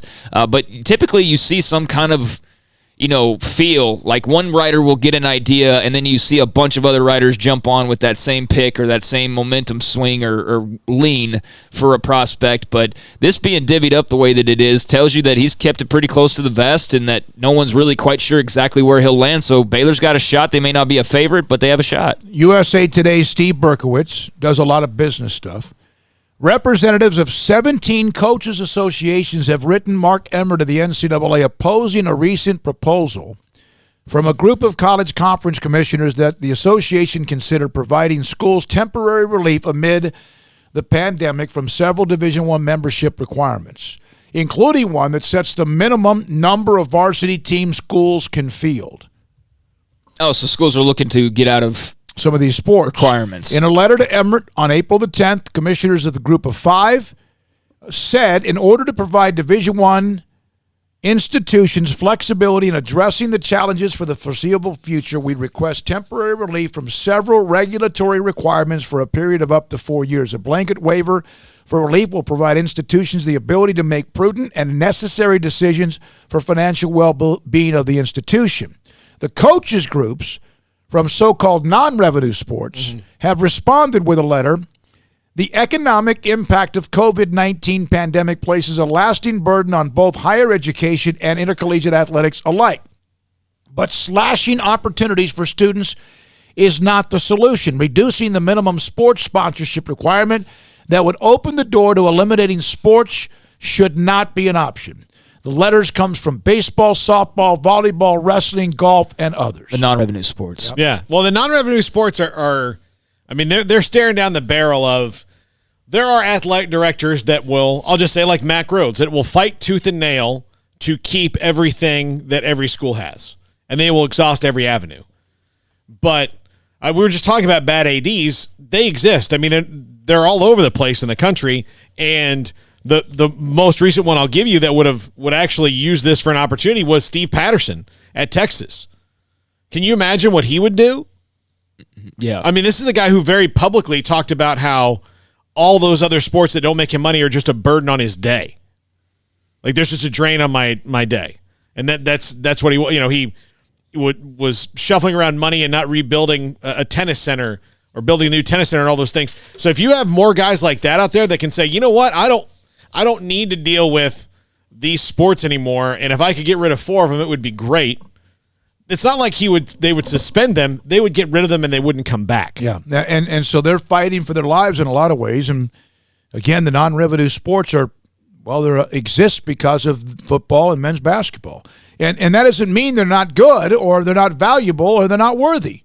No, anybody that balks when you say that is just looking to get offended. I mean, it's true. There's no lie to be had. Football, men's basketball in particular, provide the opportunity for these other sports to field teams. It's not to say they're not worthy sports or worthy athletes or anything like that. So, yeah, anybody that balks when you say that they provide for everybody else, I mean, that's just factual. That's just the way that it is. And look no further than Mac Rhodes' interview yesterday when I passed along the Facebook question we had from, I believe it was Sarah, saying, okay, if there's no football season, how does it affect everybody else? And his first response was, it's not good. And he got into why it's not good, because they set the table for everything else. And if you don't have that foundation, then you have nothing to prop softball or volleyball or any other sport you want to mention up enough to be able to have their own season. So, yeah, it's imperative, and that's why you're seeing so many athletic directors absolutely scrambling right now. I saw where the Missouri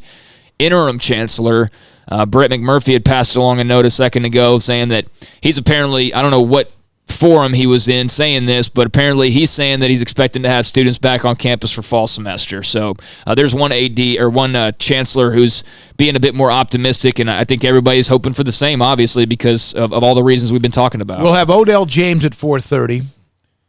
Let's see.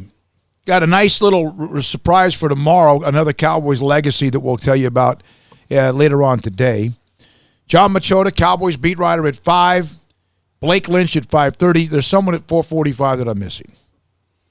Somebody that 4:45. Lomax. Shamad Lomax, a local high school player who's at New Mexico State from Cove, who's drafted. He's going to get most likely drafted this weekend. He's joining us at 4:45. All right? Give me right now your top 3, and I'll put this up on Twitter, your top 3 most valuable NFL players, the best. MVP, whatever. Who are the 3 best high school, college NFL players right now in the league? Patrick Mahomes for one. Doesn't have to be in order either, because we could. I'm just saying for one. All right, there's one. Yeah, Patrick Mahomes. Who's the guy from the Rams? Lamar Jackson to me is, at what he did this last year. All right, I'm going to stop. Yeah. The 3 best players who don't play quarterback. Aaron Donald. Yeah. Is Khalil Mack in that, or is he? No, he's not in that. Not after this last year. I mean, it's just you have to sort. I mean, it's kind of tough to do because it's going to be mostly probably defensive guys. There's a lot of wide receivers that you can pick. This guy, I mean, DeAndre Hopkins has an argument to be in there, but I know a couple of other receivers. So is Michael Thomas. Exactly. So, non-quarterbacks. TJ Reed, he's a listener to our show. TJ sends me beautiful snake videos. I'm glad someone has taken the burden off of me. Yeah, you've dropped the ball on that. I wish you. Look, we're just in a good place right now. I don't want to. Yeah, I know. You got a lot of feedback on this right off the top from Mahomes, McCaffrey, and Donald, and of course that's So that's fine. 2-1-2-5-4. I mean, I still think Zeke is one of the best players in the league. Yeah, I mean, there's like 50 people you could put in there. I think, but I know. But I'm asking for 3. Okay, Aaron Donald is one of them. Not having quarterbacks, it makes it that much more difficult. But Aaron Donald for sure, I would say. Okay, we include Mahomes if you want to in quarterback. Would it all be quarterbacks? No, I don't think it would all be. Mahomes, McCaffrey, and Donald on the 7-1-7 on the Riverbend. That's a good list. Yeah, it's hard to argue with that. Yeah, especially with the amount of yards. I would say Michael Thomas, Aaron Donald. What about Zach Martin? No, not after last year. Okay. Not after last year. I mean, he's still a great player, but I'm a little worried he's starting to be on the downward side. All right, there's a story about Redskins coach Ron Rivera. I'll have that a little bit later on when we also talk more NFL about how his family, because of how they're trying to do the draft, has basically become his support personnel. Well, did you hear that the Lions inside of their home? So the Lions GM is so poor, like he's so worried about the technical aspects of this. You got a problem with that? No, I'm just saying. So the you Lions deal with me every. The Lions GM, they're having their IT guy essentially camp out in an RV outside the GM's house for the next 3 days to troubleshoot any problems. Yeah, that's, I think, a concern for a lot of teams out there, but that's going a little bit extreme with it, I would say. I think the Cowboys are in a great spot to do this, because if you're going to tell me the Wi-Fi at the Jones house isn't good, I'll tell you you're lying. Yeah, I think the Wi-Fi is probably pretty speedy, but I mean, there's just so many things that have to configure, and just the calls with the prospects, and then your war room, and then the other room where people are. It's so much to keep up with. So I can see where not having some boots on the ground and being able to walk over to a table 5 feet away and say like, hey, talk about a little trade ski or whatever is going to make it a little bit more complicated. I do want to go back to you asking about the top players, and I think Michael Thomas certainly, Mahomes, and we could go down the list, but what was the reason why you were asking that question? Well, no, TJ sent me a direct message, TJ.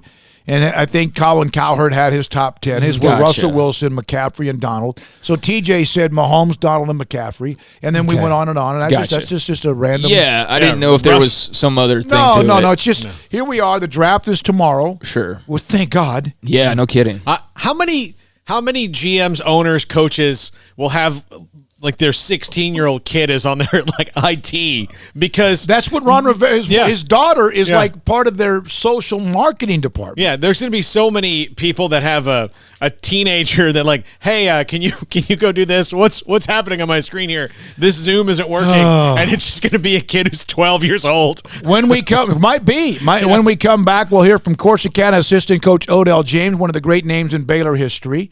His son Solomon is a highly recruited player. He's going to join us today. And then Shamad Lomax, who played at Cove, was at New Mexico State. Local high school player who could get drafted this weekend, plus much, much more. This is SicEm365 Radio. Riverbend Liquor and Wine has their easy-to-access drive-thru and convenient and clean in-store location on the corner of Lakeshore Drive and North 19th in Waco. They've got the best and most extensive variety of craft beer. You just walk in that gigantic fridge they have there. It's fantastic. They've got Crown Royal Peach in stock right now, Balcones whiskey, including single malt, which is the gold standard, pot still, delicious, baby blue, French oak, rye and brimstone, all good. Depends on what your taste is for that. Riverbend Liquor and Wine, family owned and operated, and a hidden gem in Waco on Lakeshore Drive at 19th Street. Find out more on Facebook and Instagram.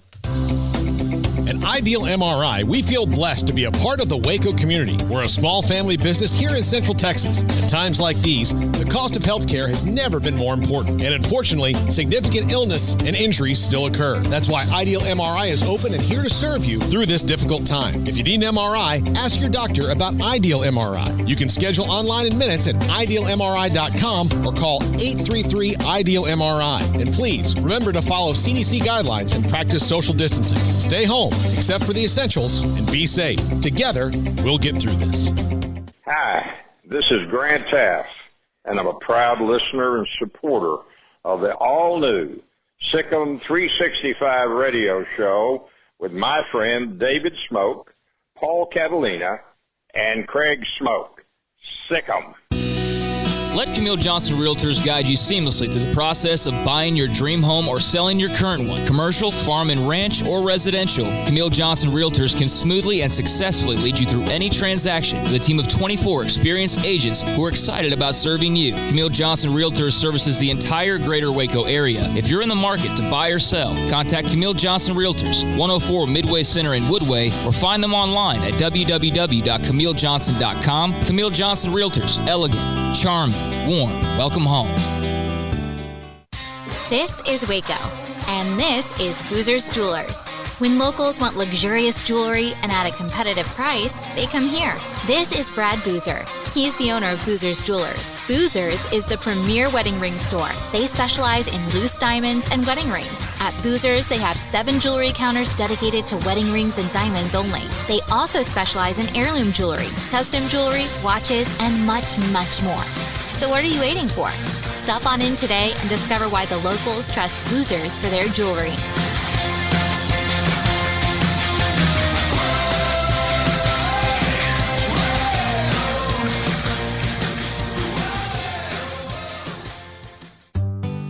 In this day and age, you must be able to change how you do business. Think outside the box to ensure that you service your customers. And at Waco Custom Marketplace, we've created our own drive-thru for your Monday, Wednesday, and Friday shopping needs, 10 a.m. to 6 p.m. So you can still order and enjoy from our great butcher shop and bakery, including 2 pounds of 8-ounce salmon fillets for $24.05, 2 pounds of 4-ounce catfish fillets for $4.90, sliced ham or turkey, American cheese and smoked sausage, fresh chicken breast, 3.5-pound whole chickens, sliced bacon, boneless pork chops, 80/20 ground beef, 4 pieces of sirloin steak or 4 pieces of ribeye steak from $19 to $35. Marinated beef or chicken fajita meat plus a loaf of bread. Fresh carrots in Idaho or red beet potatoes or white onions. Pinto beans and white rice, flour tortillas. So the great product, customer service, and tradition continues at Waco Custom Marketplace with a drive-thru only Monday, Wednesday, Friday, 10 a.m. to 6 p.m. Waco Custom Marketplace, 425 Lake Air Drive in Waco.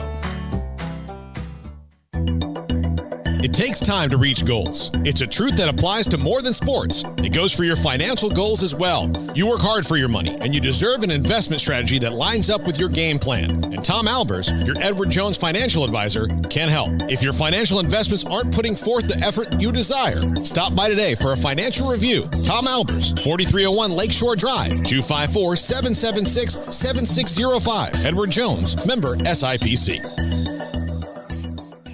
Hey guys, Scott Stewart here, head football coach of the Fighting Wildcats from Temple High School in Temple by God, Texas, and you're listening to SicEm365 Radio with David Smoke, Paul Catalina, and Craig Smoke. This segment on Baylor Athletics on SicEm365 Radio is brought to you by Richard Carr Buick GMC Cadillac, located at the Imperial Drive exit off Loop 340 in Waco. Proud supporters of all Baylor Athletics. Yes, here we go. This 4 o'clock hour, halfway through. Odell James, one of the biggest names to ever commit to play football at Baylor, now an assistant coach at Corsicana High School with Hal Wasson, who's back in the game as well, joins us on SicEm365 Radio. Craig Smoke, Paul Catalina, and I'm David Smoke. You've got your son Solomon getting a lot of attention. Obviously, you went through that, Odell, when you were at Aldine MacArthur as a highly recruited player. How much does that help you now with Solomon? Oh, it helped me a lot because I never had someone to be able to tell me all the ins and outs of the college recruiting, and as well as how they have all this social media attention these days in the game. You know, and back in my time, it was basically you had to work hard and, you know, and eventually if you was good enough, then they was going to find you. It's like now you can just turn on a YouTube or get on a Rivals or Huddle or anything like that and just type in or Google their names up, and you can try to find the kind of players that you want to put into your program. So, you know, and then just being in college football for 11 years and, you know, being in the meetings, you know, when we're recruiting guys and, you know, and just knowing all the things, the ins and outs of college recruiting and knowing about the mini camps, knowing about, you know, eligibility, the eligibility center, if they, making sure that they already, have a portal and ready to go in the recruiting process, because you don't really have that. You don't know that if you don't register into the eligibility center, then coaches really can't come into the school and try to recruit you or bring you on unofficial visits. And then just the mindset of just knowing the ins and outs of the recruiting process. What was the biggest thing that because you were highly recruited, you went to a lot of different places, that kind of made you uneasy about the recruiting back then? With all that, you mentioned all the things they have now. Back then when you didn't have that, what made you uneasy about it and nervous? Just basically because you really didn't know who to trust, and as well as guys that know that you're going to come and take their positions, as a freshman, and they know that you're a highly recruited player, and then you just don't know, and then you really don't have really people in your best interest to be able to give you great information. Because sometimes you'll have players on the college campus, telling you fake stories about the university just because they don't want to get their position taken from a freshman. So now you got more opportunities to research it yourself online. Basically visit the visiting centers on the campuses now. So you can actually really research the process a lot clearer and a lot better now than it was when I was growing up. Odell, who was the coach that made you want to be a coach? Bob Alpert, my high school coach. Eventually just how he just loved people, and how he can just motivate you and have an impact on your life. Not just in football, but just outside of football as well. He was always a guy that was an awesome person to me to be able to look up to, because how he treated his wife, how he treated his children, and just how he treated people in the community.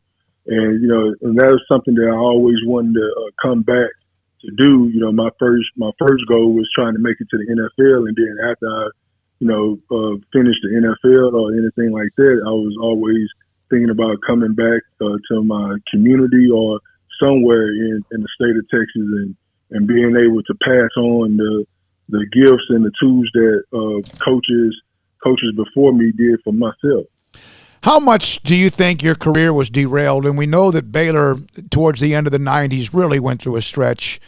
And they had so many different coaches after Coach Taft and then Chuck Reedy. And then you had Dave Roberts and you had Kevin Steele, and we know the history there. Odell, how hard was that to go through that many coaches? I know injuries had something to do with it as well, but how much did that interrupt your career, you think? It basically really affected it a lot, because, especially when you have different coaches coming in every 2 years, different offensive coordinators, those kind of coaches, they have a ego, and also they have, they think that their name is also a big time name, because I don't think that nobody wouldn't want to hire them if they didn't have a big name, coming into that hire. And, I think the main thing that was kind of hurting me is that my name was bigger than the names that was basically coming in as coaches. And they was basically feeling like, everything is about Odell James.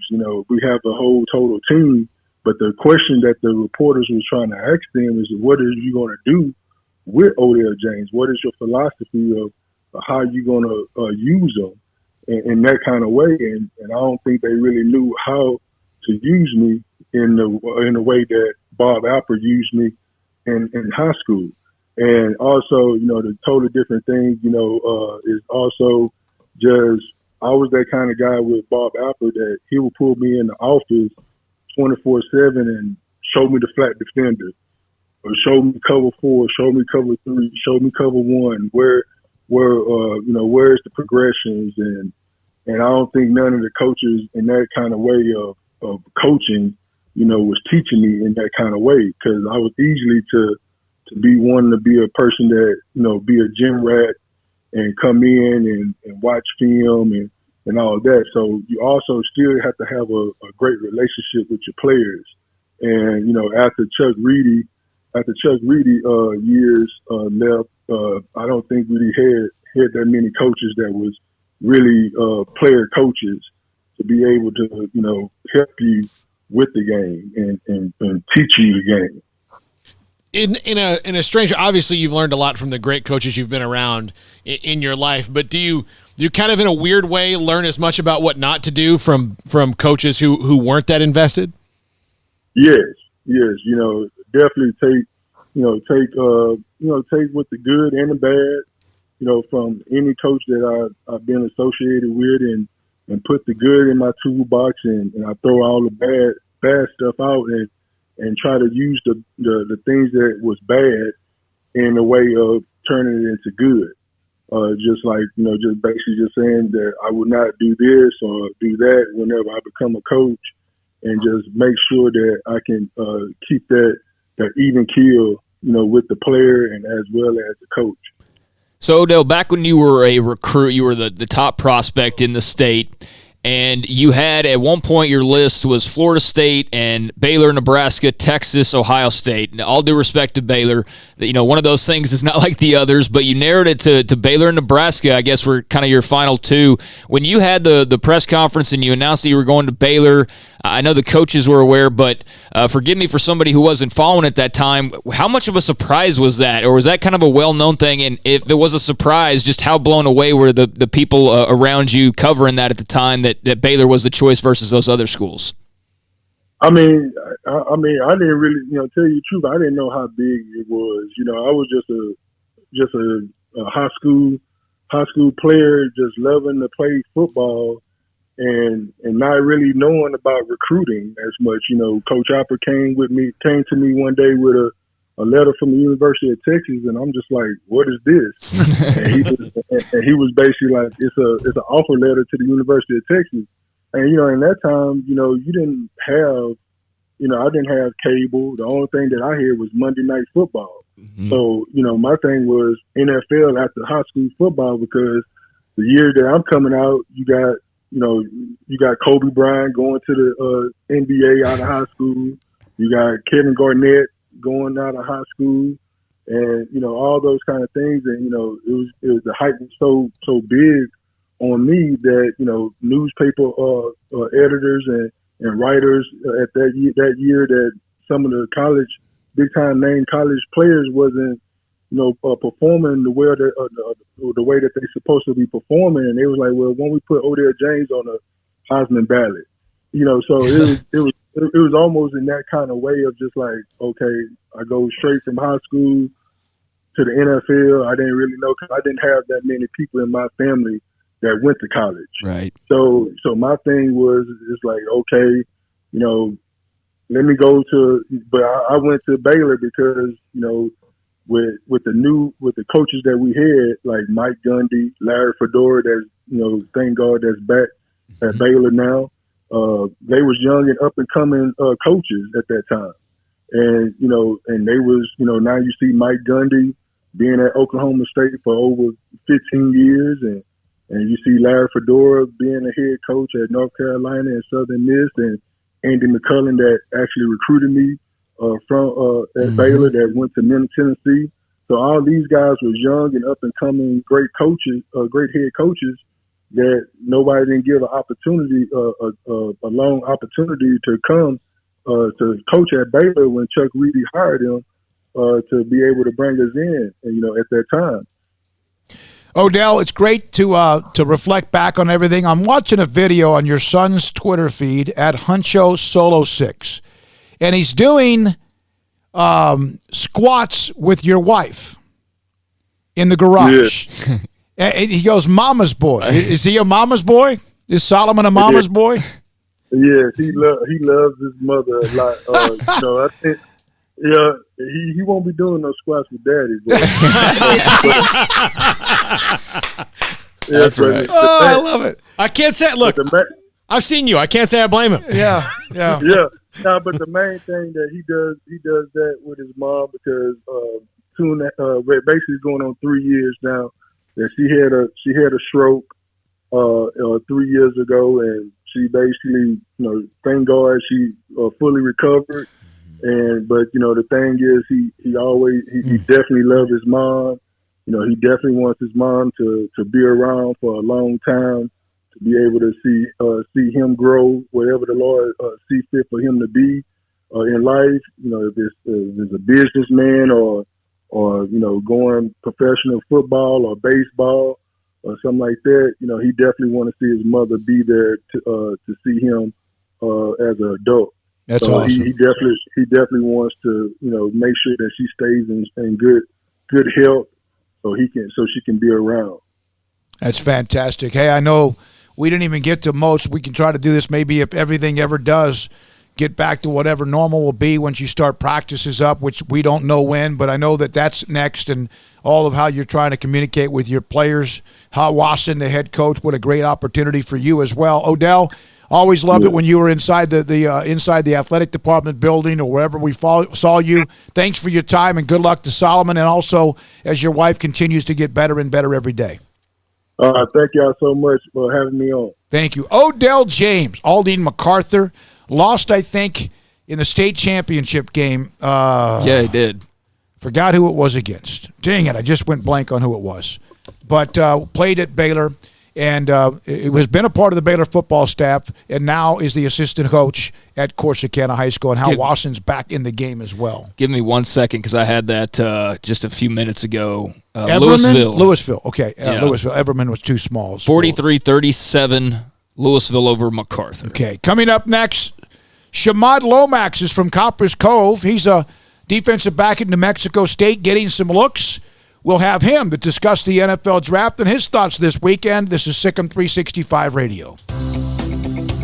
At Ideal MRI, we feel blessed to be a part of the Waco community. We're a small family business right here in Central Texas. Our goal is to bring down the cost of healthcare while maintaining high quality. In today's world, the cost of healthcare has never been more important, and unfortunately, significant illnesses and injuries still occur. That's why Ideal MRI is open and here to serve you through the difficult time. We offer premium MRIs just like a hospital with state-of-the-art technology and specialists, but you'll pay less. Sometimes thousands of dollars less, whether you're using insurance or not. At Ideal MRI, we accept most insurance, and there are no hidden costs. We even offer financing. Everything's included in the price, and more importantly, you'll not get a bill in the mail later on. So if you need an MRI, ask your doctor about Ideal MRI. You can schedule an appointment safely from home, online in minutes at idealmri.com, or give us a call, 833-IDEAL-MRI. And please remember to follow CDC guidelines and practice social distancing. Stay home,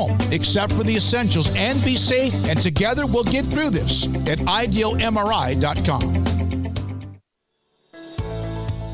We are facing some unique challenges at this time. We want to do our part to support not only our community, but our medical providers who are really overtasked right now. Governor Greg Abbott has required dental offices to postpone all elective dental procedures, but still be available for dental emergencies.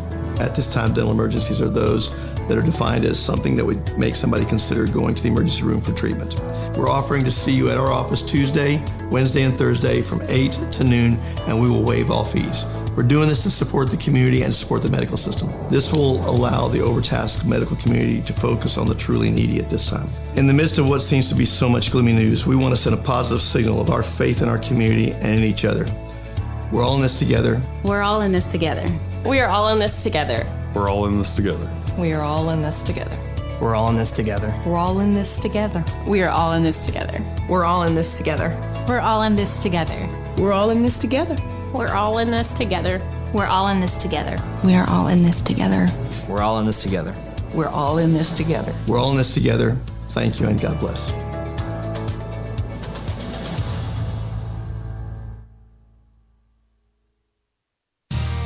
How did Edward Jones become one of the biggest financial service companies in the world? By not acting that way. Financial strategies, one-on-one advice, it's a big difference. And that's why Brad Wilson, your Edward Jones financial advisor, makes sense of investing. Experience the difference for yourself. Brad Wilson, 250 Sharon Drive in Woodway, 254-776-4337. Edward Jones, member SIPC. Hi, this is Jeff Hume, head football coach at Midway High School, and you're listening to SicEm365 Radio with David Smoke, Paul Catalina, and Craig Smoke.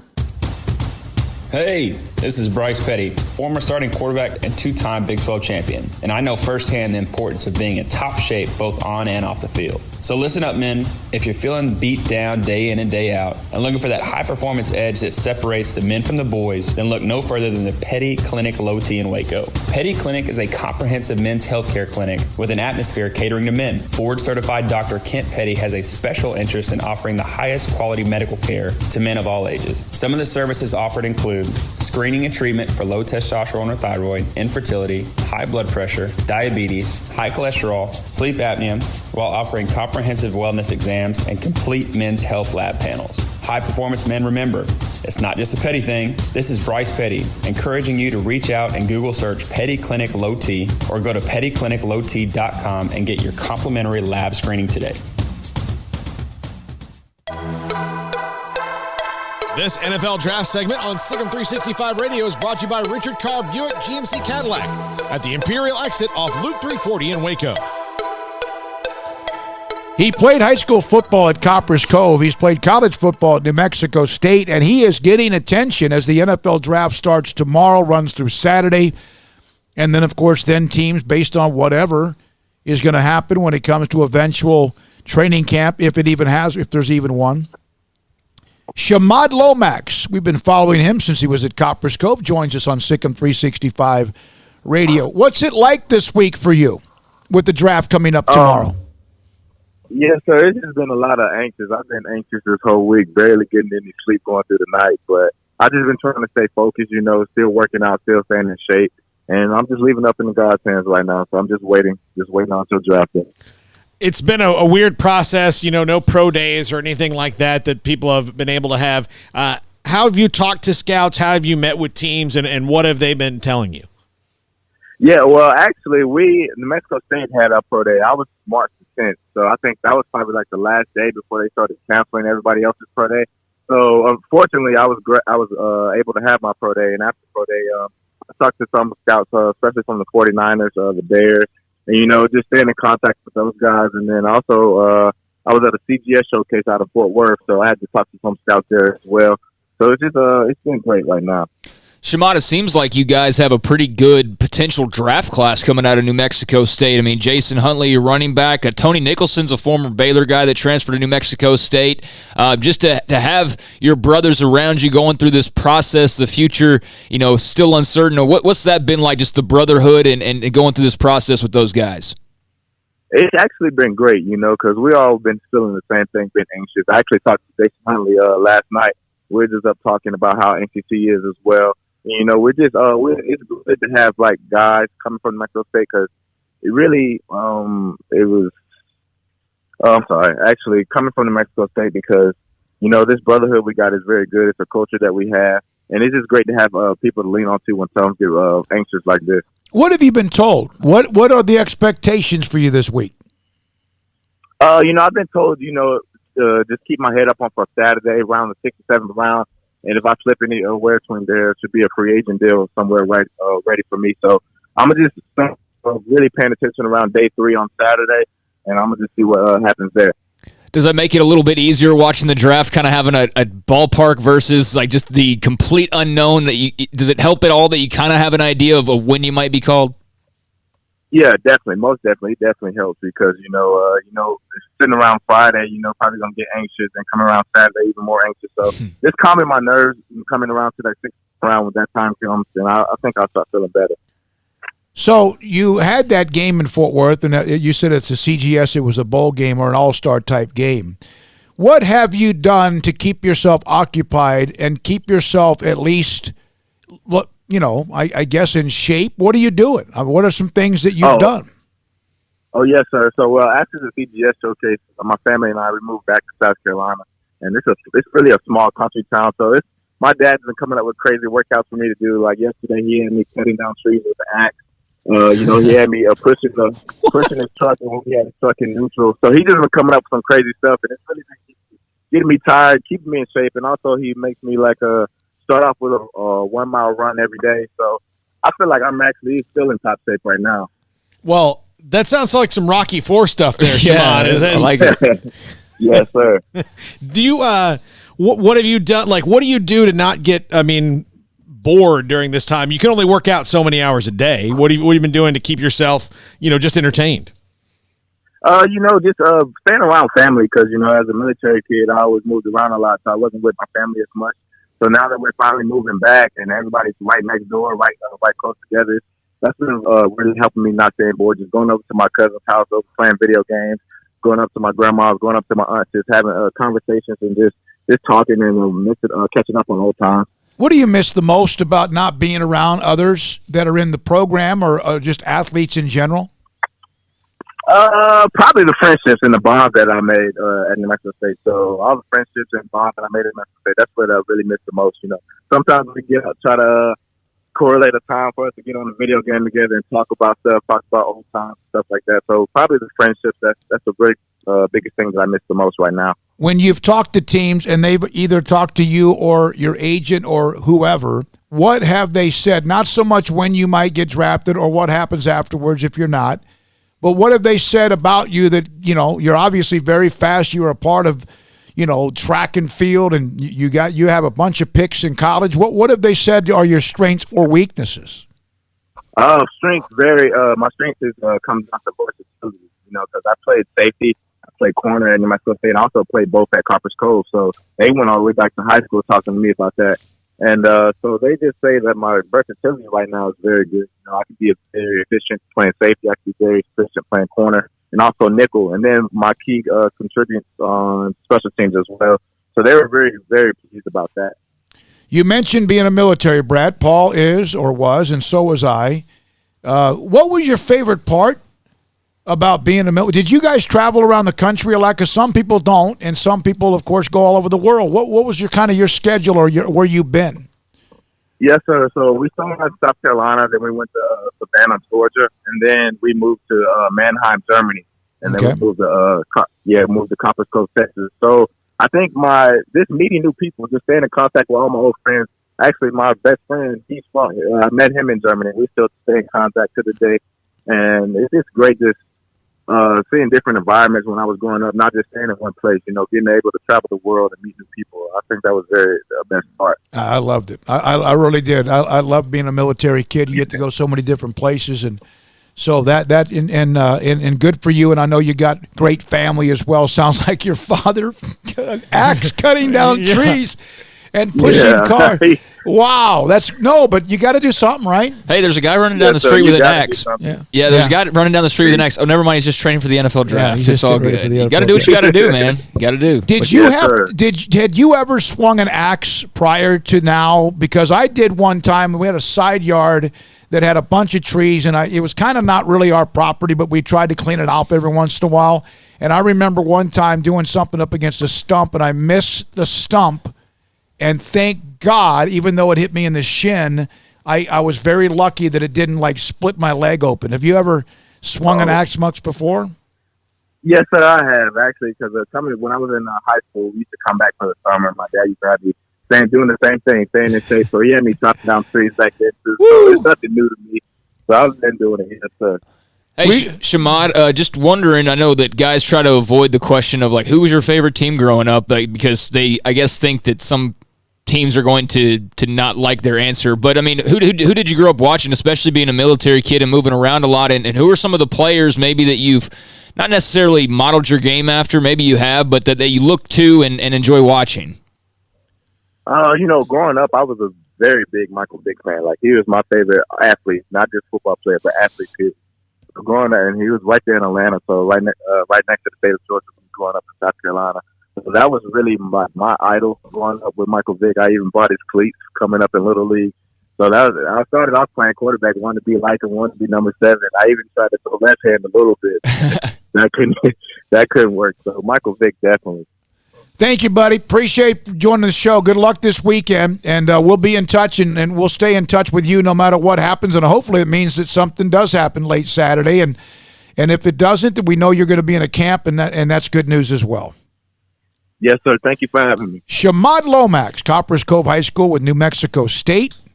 now getting ready for the upcoming NFL draft. We'll talk about and discuss the Cowboys in the draft with Jon Machota. He'll join us today at 5. A lot of you have really gotten interested in what Blake Lynch might tell us at Baylor, the linebacker / safety / hybrid / versatile guy that he is, and a great young man. He'll join us today at 5:30.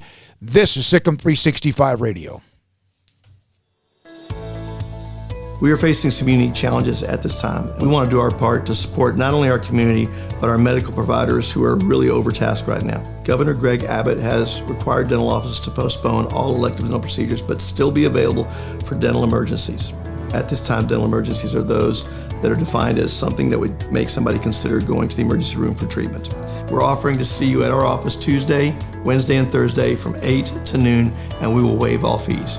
We're doing this to support the community and to support the medical system. This will allow the overtasked medical community to focus on the truly needy at this time. In the midst of what seems to be so much gloomy news, we want to send a positive signal of our faith in our community and in each other. We're all in this together. We're all in this together. We are all in this together. We're all in this together. We are all in this together. We're all in this together. We're all in this together. We are all in this together. We're all in this together. We're all in this together. We're all in this together. We're all in this together. We're all in this together. We are all in this together. We're all in this together. We're all in this together. We're all in this together. Thank you and God bless.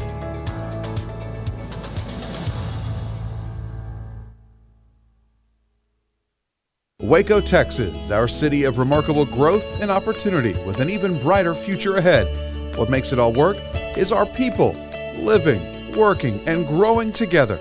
And we're proud to be from here, helping and serving the community we call home. We are the First National Bank of Central Texas, taking great pride in being locally owned and operated. Come see us at any of our 5 convenient locations. That's the First National Bank of Central Texas, member FDIC, and equal housing lender. Hey, this is Bryce Petty, former starting quarterback and 2-time Big 12 champion. And I know firsthand the importance of being in top shape both on and off the field. So listen up, men. If you're feeling beat down day in and day out and looking for that high-performance edge that separates the men from the boys, then look no further than the Petty Clinic Low T in Waco. Petty Clinic is a comprehensive men's healthcare clinic with an atmosphere catering to men. Board-certified Dr. Kent Petty has a special interest in offering the highest quality medical care to men of all ages. Some of the services offered include screening and treatment for low testosterone or thyroid, infertility, high blood pressure, diabetes, high cholesterol, sleep apnea, while offering comprehensive wellness exams and complete men's health lab panels. High performance men, remember, it's not just a Petty thing. This is Bryce Petty, encouraging you to reach out and Google search Petty Clinic Low T or go to pettycliniclowt.com and get your complimentary lab screening today. Texas board-certified personal injury trial lawyer and Baylor alum David Willis and Baylor alum Parker Willis are ready to help if you or a loved one has been wrongfully injured in an auto accident, SUV rollover, industrial accident, 18-wheeler crash, or were seriously injured by a defective product or recalled drug. Call them for a confidential and free case consultation at 1-800-GOT-HURT or visit them at texastriallawyer.com, principal office in Houston, Texas. At Ideal MRI, we feel blessed to be a part of the Waco community. We're a small family business right here in Central Texas. Our goal is to bring down the cost of healthcare while maintaining high quality. In today's world, the cost of healthcare has never been more important, and unfortunately, significant illnesses and injuries still occur. That's why Ideal MRI is open and here to serve you through the difficult time. We offer premium MRIs just like a hospital with state-of-the-art technology and specialists, but you'll pay less. Sometimes thousands of dollars less, whether you're using insurance or not. At Ideal MRI, we accept most insurance and there are no hidden costs. We even offer financing. Everything's included in the price, and more importantly, you'll not get a bill in the mail later on. So if you need an MRI, ask your doctor about Ideal MRI. You can schedule an appointment safely from home, online in minutes at idealmri.com, or give us a call, 833-IDEAL-MRI. And please remember to follow CDC guidelines and practice social distancing. Stay home, except for the essentials, and be safe, and together we'll get through this at idealmri.com. This is SicEm365 Radio. The 5 o'clock hour is sponsored by Edward Jones Investments with financial advisor Tom Albers, staying in touch with you and your money through these difficult and changing times. Edward Jones, making sense of investing. Pitch out to McCormick. Good use of the blocking, but then just obliterated by Chris Miller. Now back to SicEm365 Radio, presented by IdealMRI.com. Your health is important, so is your budget. Here's David Smoke, Paul Catalina, and Craig Smoke. All right, this 5 o'clock hour, 5:30, Blake Lynch, former Baylor linebacker, and where he is and all that. And now Jon Machota from The Athletic. There's nothing going on. This is the week that everybody's waited for, 24 hours away, a little bit more than that, for Jon to have like evidence and names and facts. And how on the verge of the draft is are you excited to have something that actually you can grab on and really say? I really am. These mock drafts, they're fun for a while, but then they become kind of old.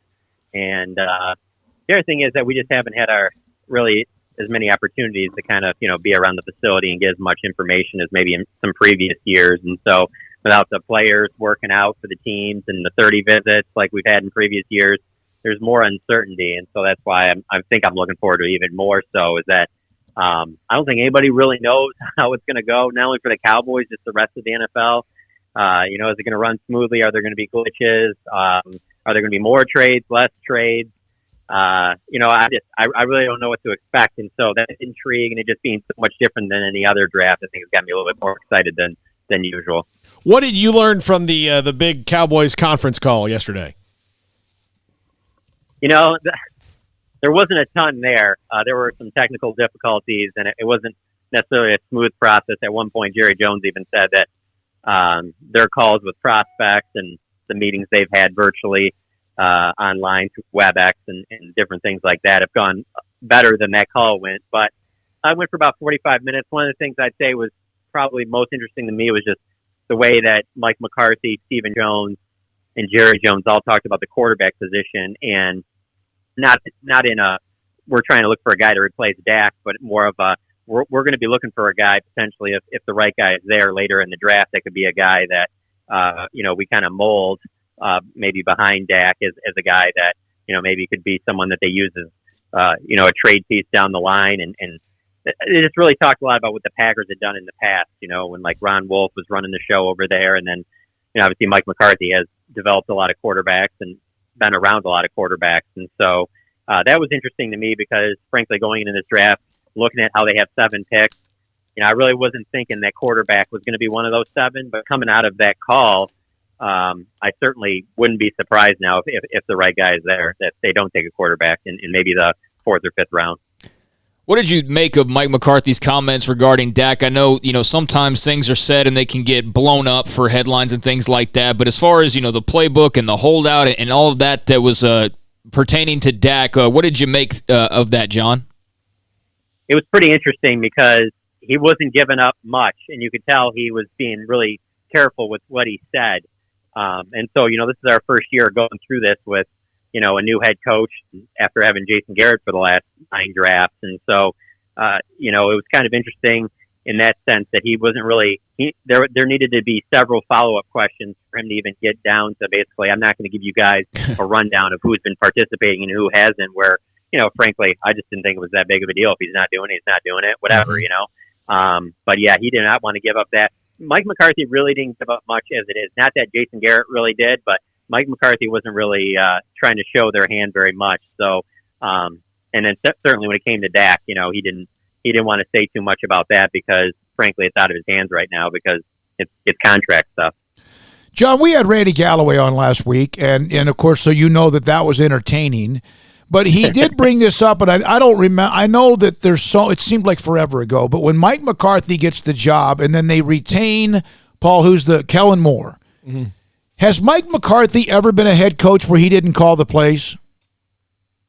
It was only for a short period of time. It's never been even for a full season. It was for a short period of time, and that season didn't go particularly well. And so, it left me kind of, I'll believe it when I see it type thing with him in that situation. Now, do I see, this is the thing. When Jason Garrett took over as head coach, he was already the OC. And so in those early years of him as a head coach, he was calling plays and he had the play sheet in his hand. But then as the years went along, the play calling, went to Scott Linehan. Well, it went to Bill Callahan, Scott Linehan, and then, Kellen Moore and that. And so you just didn't even see Jason with a play card in his hand at all. Whereas like Mike McCarthy, I believe, will have that. And so I find it hard to believe that he's not going to have a big say in this offense. That's his thing. That's what, that's his bread and butter.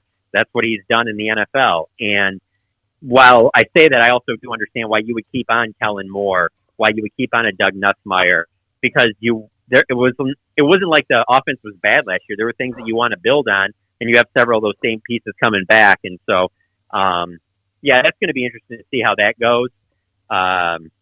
It might be one of those things where Kellen starts calling the plays. That's the plan throughout training camp when the season starts. And if things don't go well, maybe Mike McCarthy takes those over. But I find it hard to believe he's just going to put in this whole new offense and he's going to kind of push Kellen out of the way, especially right now with the times that we're in. They're not going to be able to be face-to-face with these guys. Who knows if there's even going to be a training camp. To put in a completely new offense in this strange and odd offseason, it just doesn't seem like this is going to be the time that they can really do it via, conference calls and Skype interviews. Do you think that they are moving towards more of a 3-4 defense, especially given the attempt to bring in Aldon Smith, whether that works out or not, and the way that they're maybe building the defense with some of the guys they have? So now Mike McCarthy said yes, he maintains. He said when he first got the job it was going to be 4-3. Maintains it's still going to be a 4-3. But I do think it's going to have a lot more 3-4 kind of adaptation than maybe we've seen in the past. Whereas, Rod Marinelli, for several years now, it was, most of the pass rush is not only going to come from the defensive line, but usually it's going to be, your two defensive ends, where I think that you're going to see a little bit more of a mix here. And so you don't bring in Aldon Smith to play a 4-3, at least I don't believe. And then Jim Tomsula, while he's coached both, their defensive line coach, he's definitely coached more 3-4. So I believe there'll be more of that. Now, we'll know a lot more after this draft, because depending on where they get pass rusher, because they're going to have one at some point, obviously earlier the better. We'll see where that goes after that. But I think you're going to see more 3-4 than you've seen in years past. And I would just say this. I think one of the biggest differences is that they're going to really go out of their way to try and get the absolute best player, especially when it comes on defense. So if you go back to 2017 draft, just everything that I'm reading on everything that they're saying behind the lines, in between the lines, it certainly seems like this is an organization right now and a coaching staff that would have been taking TJ Watt as opposed to taking Taco Charlton if they had to do that over again. John, there was Jamal Adams rumors that were floating around there. I know that Jerry addressed those and pretty much just extinguished that. So from your end, is that just chatter because of the time period that we're in and the typical, kind of like it was with Earl Thomas there for a while, or is there any chance in your mind for the fans out there that want to see an impact safety that the Cowboys would make a move like that? Now, I think there's a chance. I still think the Jets are going to be asking for a lot, and I think that might be a little much for the Cowboys. But if it gets to a point where the Jets don't think that they're going to be able to keep him long term, and they don't want to deal with, him being unhappy and it causing problems, possibly in the locker room, then maybe their offer comes down. But to think that the Cowboys wouldn't be interested when they were just interested in him during, the trade deadline a year ago, not even a year ago, last season, I find it hard to believe that they wouldn't have any interest at all. I think the asking price would have to come down, and I don't see them parting with this year's first round pick. I could see it potentially being next year's first, but with the new coaching staff coming in and just the holes that they need to fill on defense, even with Jamal Adams, you still need help at corner. You still need help at getting to the passer. There's obviously that would be huge, and I know fans would be really happy about that. And I wouldn't completely close the door on it, but I'd put it at maybe probably less than a 20% chance.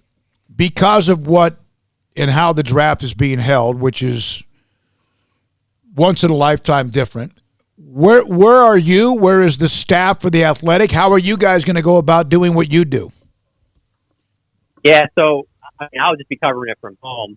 Normally I would be at the Star, or in the previous years at Valley Ranch, and so what would usually happen is they would make a pick, and then we would all go into the library that they have at their headquarters, and we do a conference call with whoever the pick is, and then at the end of the night, after the first round, we'd have a press conference with Jerry, Steven and Jason Garrett, and then the next day, same thing for rounds 2 and 3, then another press conference after it, and then the same deal for the final round on Saturday. But now, because everyone's going to be covering it from home, I believe we'll still have the conference calls. We'll have a number to call in to talk to the player after that player gets picked. But I'm interested to see how, the post-draft press conference are going to go. Are they going to continue to do it through the web way that they did it for this press conference we had yesterday? Hopefully, because you're obviously going to want to get some comments from, these different, people running this organization on why they made these picks and things like that. So that's what my hope is. But, I'm going to be just like you guys, watching it from home. Frankly, I'll probably be able to concentrate a little bit more. Won't have some of the coworkers that cover the team for some other places distracting me. So it might not be totally terrible. I prefer to be at the Star, but for 1 year, one draft, how bored I am with nothing being on TV. Hey, I'll take it. All right, cards on the table right now, John. Who are they picking at 17? I would say if they had it their way, they get Caleb on Chason from LSU. I think that they're going to just barely miss out on him. And so the guy I'm looking at is A.J. Terrell, the corner from Clemson. I don't know if necessarily you take him at 17. I think they would consider him there. But in a mock draft I did with The Athletic, the Athletic writers that cover all 32 teams, I was able to, when I went on the clock, Caleb on Chason went 1 pick before, went 16 to the Falcons, and so I was able to trade back to the Patriots and get a couple additional picks, and I traded back to 23, and I was able to get Terrell there. I think they would like that more, a trade back. A lot of the guys that they've been talking to are guys that fit more in that 20 to 30 range, as opposed to, Chason isn't there at 17. So if Chason's there at 17, he's the pick. If not, A.J. Terrell, Clemson corner. All right, guys. Craig, hey, John, good luck tomorrow and throughout the weekend covering it with such unique circumstances. Thank you. No problem. Thanks for having me on. John Machota, good dude. TheAthletic.com covers the Cowboys. Charles Burton, after we had Odell Beckham, he's a football coach at Del Valley. James. Huh? Odell James. He said after we had Odell Beckham. Oh, I'm sorry, Odell. Charles Burton, who's a head football coach at Del Valley, we had that interview with Odell James. He said, these young dudes don't know about Odell. Was a grown man on that field in high school, loved watching him play, and haven't seen too many like him since. Yeah, it's high praise, and I did not get a chance to watch Odell during that stretch. I was too young, quite frankly, to really be paying that much attention. But, as I brought up with Odell and his signing day ceremony or announcement that he made, there was Baylor, and then there was, and not Baylor like 2010s Baylor, but like 1990s Baylor, like not very good. And they were paired with Florida State, who won multiple national titles in that decade. Nebraska, same thing. And they were probably the hottest team in the country at that time, quite frankly. And Ohio State.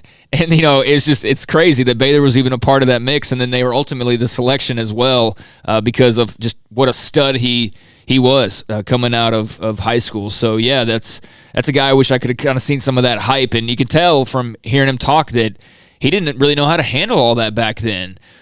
Guys now are so used to that type of attention, and they've got their graphics ready to put out their top lists and everything like that. There was none of that going on when he was going through the process. And as he said, he didn't have, the best direction either from those mentors or people, grown-ups around him. So made it even more difficult. And, yeah, he established a legend for himself, that's for sure. Yeah, he did. No question about it. It's 5:17. Your thoughts now, if you're a Cowboys fan. It's hard when you're 17th because you really don't know what's going to happen. So many things happen before you. If it came down, Paul, do you feel like yes or no, will they get Chason or will they get C.J. Henderson or neither one because they're both gone? I think neither one. I think neither one is right now. Chason, by the way, Baylor legacy. Yep. Was at one time committed to Baylor. Yeah. His late father was a Bear. But, yeah, I think they'll probably both be gone. 17's funny because it's just high enough that there will still be a lot of really good players left, but it's just low enough that the elite guys in your mind, like the two that you're mentioning, might be gone. $1 for each of us. Write down Will they trade up or down or stay? At 17? At 17. Hold on. Okay. Just to have $1 for each one of us. Hold on. Just write it down. As they write on pieces of paper? Yeah. Oh. Well, I did. Okay. Paul, what will they do? I have trade down. I have trade down. Craig? I've got stay, actually. All right, so if they trade down, Craig owes us $1 each, and he'll lose 2. Yeah. And then, or he wins 2. Yeah. All right? Yeah, okay. Exactly. So I think they'll trade. This feels like a year where they'll trade down to me because there are teams like the Patriots that have a bunch of second round, like they can get a first round pick and maybe another second round pick with somebody who at the end wants to draft either quarterback of the future or something like that. So I have that feeling that that's what they're going to do, and I have a feeling that whatever pick is going to be, and I almost for years I could not face Travis Frederick in the locker room because the night that they drafted him, I was like, well, that's so stupid and boring a center, and then he's on the edge of the Ring of Honor. He was that good as a center, so. It'll probably be less exciting than you want. I wonder what fan base will have the dreaded draft day scenario, at least for me. There's nothing worse as somebody who gets geared up for the draft than you see your team, especially if they have a relatively high pick in the first round, and they go O-line. And you're just like, come on. Like a guard in the top 10. And I get it, but at the same time, it's just... They did such a great job with them. Right, no, it was a smart way to go, but it's just a boring pick to see an O-lineman rather than a skills guy. And look, Zach, I got to admit, I probably will have a hard time even still facing Zach Martin because I was someone who, even though I knew the Cowboys didn't need Johnny Manziel, the radio host in me was like, just give this to me, Jerry. Let's just go. Yeah, that would, and looking back on it, that wouldn't even have lasted that long. The Johnny impact, but for about 9 months. It would what would have happened to have been like, hey, look at all these rags soaked in gas in this garage. Yeah, but the other thing that's the worst, other than getting all hyped up for the draft and a high pick only to see your team go with an O-lineman, unless you're an O-lineman, you just love that. And again, I'm not knocking the pick, just that it's not flashy. But the other worst thing is when you get geared up for a pick, especially if you've been waiting all the way until 17 and the clock's ticking down, only to get the alert that the trade's been made, and now you've got to wait 14 more picks for your team to make their first selection. So I'm hoping we see the Cowboys pick at 17 tomorrow night, but we'll see. You don't have to wait long. You guys, 20 minutes. Yeah, basically. We'll see what they do. 20 minutes to be ultimately excited, and then you have the realization of how will Dan Snyder ruin this poor kid. I saw where Chase Young wants to wear jersey 99, and I know that's Aaron Donald, right? Mm-hmm. I don't like that number. Who was the last 99? With Washington? Yeah. God, I don't keep track of jersey numbers that much. Yeah, I don't know. Well, they've clearly never had a great 99. Because if they might have. I just don't remember. But it's been a long time since the word great has ever been used. But if I told you 66, you could be like, that's Russ Grimm. Yeah. I think that was Russ Grimm, right? 66? He might have been. They had that great offensive 83 line. was Ricky Sanders. Yeah. 17, Doug Williams. You're way past. I could name like 2. Rippon was 11. Theismann was 7. 44. Jurgensen was 9. Kilmer was 17. The Redskins, John Riggins, worn the number 99. I guess the Redskins site actually did a vote on this one day. Tracy Rocker, defensive tackle from 89-90. Rod Stevens, a middle linebacker for like 2 seasons in the mid-90s. Marco Coleman, DN for 3 seasons. Yeah. Andre Carter, who was there for about 5 years. He was Penn State guy, I think. And Jarvis Jenkins from 2012 to nobody. So that's why there's never been a great 99. Yeah. Look, there's only been one great Cowboys number 8. Yeah. There's only been 3 guys in the history of the franchise to wear it, and 2 of them didn't last very long, and the other one was Troy Aikman. So, and nobody will wear it again. Leon has popped up. I was worried. On the Riverbend Liquor and Wine text line. Chason or Ruiz? Yeah, Cesar Ruiz from Michigan. I mean, that's the trade back pick to me. If they trade back and stay in the first round, it's probably Cesar Ruiz. That would make sense. Yeah, I've seen him linked to the Cowboys quite a bit. As we know with these things, an inexact science, but typically if you see one player mentioned consistently enough with the team, then you feel like there's something to it. So, Ruiz makes sense, and obviously Chason's a no-brainer that they want that guy. I wonder if there's the thirst, and I believe there is, And there might be people now that have had no sports for so long that they almost forgot it. Mm-hmm. And then there's that, you hear that football crowd that as soon as the Super Bowl's over, my God. And I've never understood that, because even if your team's entrenched in part of that, or I enjoyed the decompression into the other sports. You got to give people a chance to miss something. So will tomorrow be like if 6 million watched The Last Dance or whatever it was, will there be 50 million that watched the draft? I would think it would definitely be the highest rated draft ever, just based on people being at home. I mean, that's also something that had an influence on the Bulls doc. I mean, that was going to probably be the highest rated ESPN documentary ever. But I think the numbers were perhaps slightly inflated, especially when, they beat the previous best by double. I mean, that just goes to show you that there was, some extra audience members present for that showing. It's going to be really interesting to see, and I think that they'll have all-time high ratings, but I think what's going to be really interesting is the void after the draft is over, because then you're really looking at a pretty barren landscape for sports fans who are craving action, but we'll see how that plays out. Everything's changing daily. Got 3 days of it, and then you have a few days, and then what normally you'd get used to it, of course, baseball and basketball were going on, all that, golf. But what you normally would do is they'd go straight into about a week or two later, they'd have a rookie mini camp, and then that led into the off season, and it's just not there. 5:25 when we come back. Very curious about where does Blake Lynch end up, drafted or not. Phenomenal athlete, a young man that showed tremendous resiliency by being a star offensive player in high school, came to Baylor to be a wide receiver in the Art Browse offense. That's where he was initially. Then he became a really good defensive player for Matt Rule and Phil Snow in the last year plus half. He's next on SicEm365 Radio. At Ideal MRI, we feel blessed to be a part of the Waco community. We're a small family business here in Central Texas. At times like these, the cost of healthcare has never been more important. And unfortunately, significant illness and injuries still occur. That's why Ideal MRI is open and here to serve you through this difficult time. If you need an MRI, ask your doctor about Ideal MRI. You can schedule online in minutes at idealmri.com or call 833-IDEAL-MRI. And please, remember to follow CDC guidelines and practice social distancing. Stay home, except for the essentials, and be safe. Together, we'll get through this. Hi, this is Grant Taft, and I'm a proud listener and supporter of the all-new SicEm365 radio show with my friend David Smoke, Paul Catalina, and Craig Smoke. SicEm. Always great to hear the greatness of Grant Taft. Dr. Ken Petty wants you to be the highest performance man that you want to be. Sluggish, lack energy, suffer from low sex drive? Petty Clinic Low T offers discounted, comprehensive lab work to check on your various levels that make a difference in your life and your body.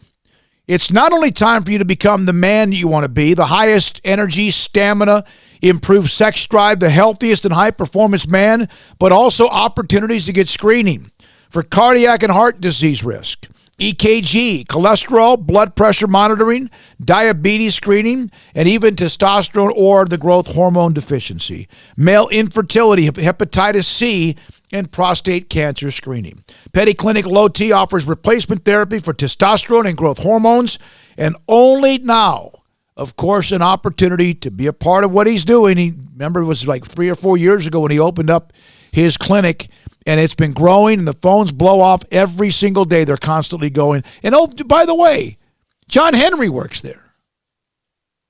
The legend. The running back.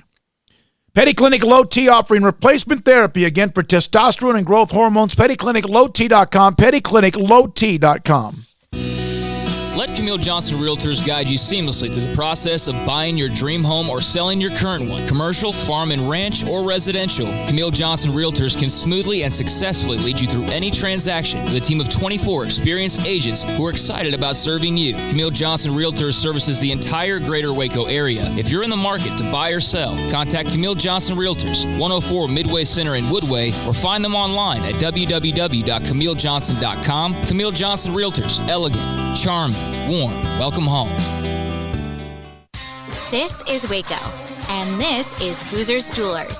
When locals want luxurious jewelry and at a competitive price, they come here. This is Brad Boozer. He's the owner of Boozer's Jewelers. Boozer's is the premier wedding ring store. They specialize in loose diamonds and wedding rings. At Boozer's, they have 7 jewelry counters dedicated to wedding rings and diamonds only. They also specialize in heirloom jewelry, custom jewelry, watches, and much, much more. So what are you waiting for? Stop on in today and discover why the locals trust Boozer's for their jewelry.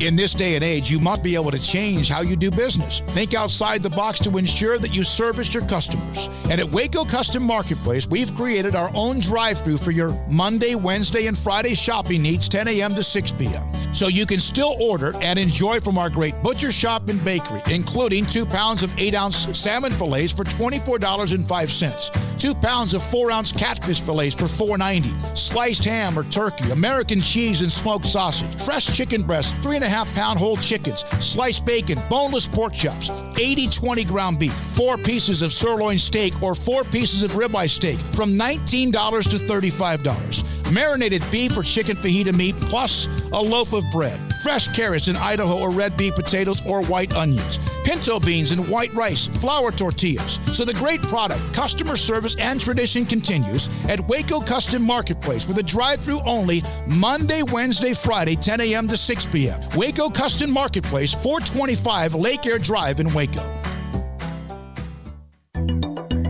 It takes time to reach goals. It's a truth that applies to more than sports. It goes for your financial goals as well. You work hard for your money, and you deserve an investment strategy that lines up with your game plan. And Tom Albers, your Edward Jones financial advisor, can help. If your financial investments aren't putting forth the effort you desire, stop by today for a financial review. Tom Albers, 4301 Lakeshore Drive, 254-776-7605. Edward Jones, member SIPC.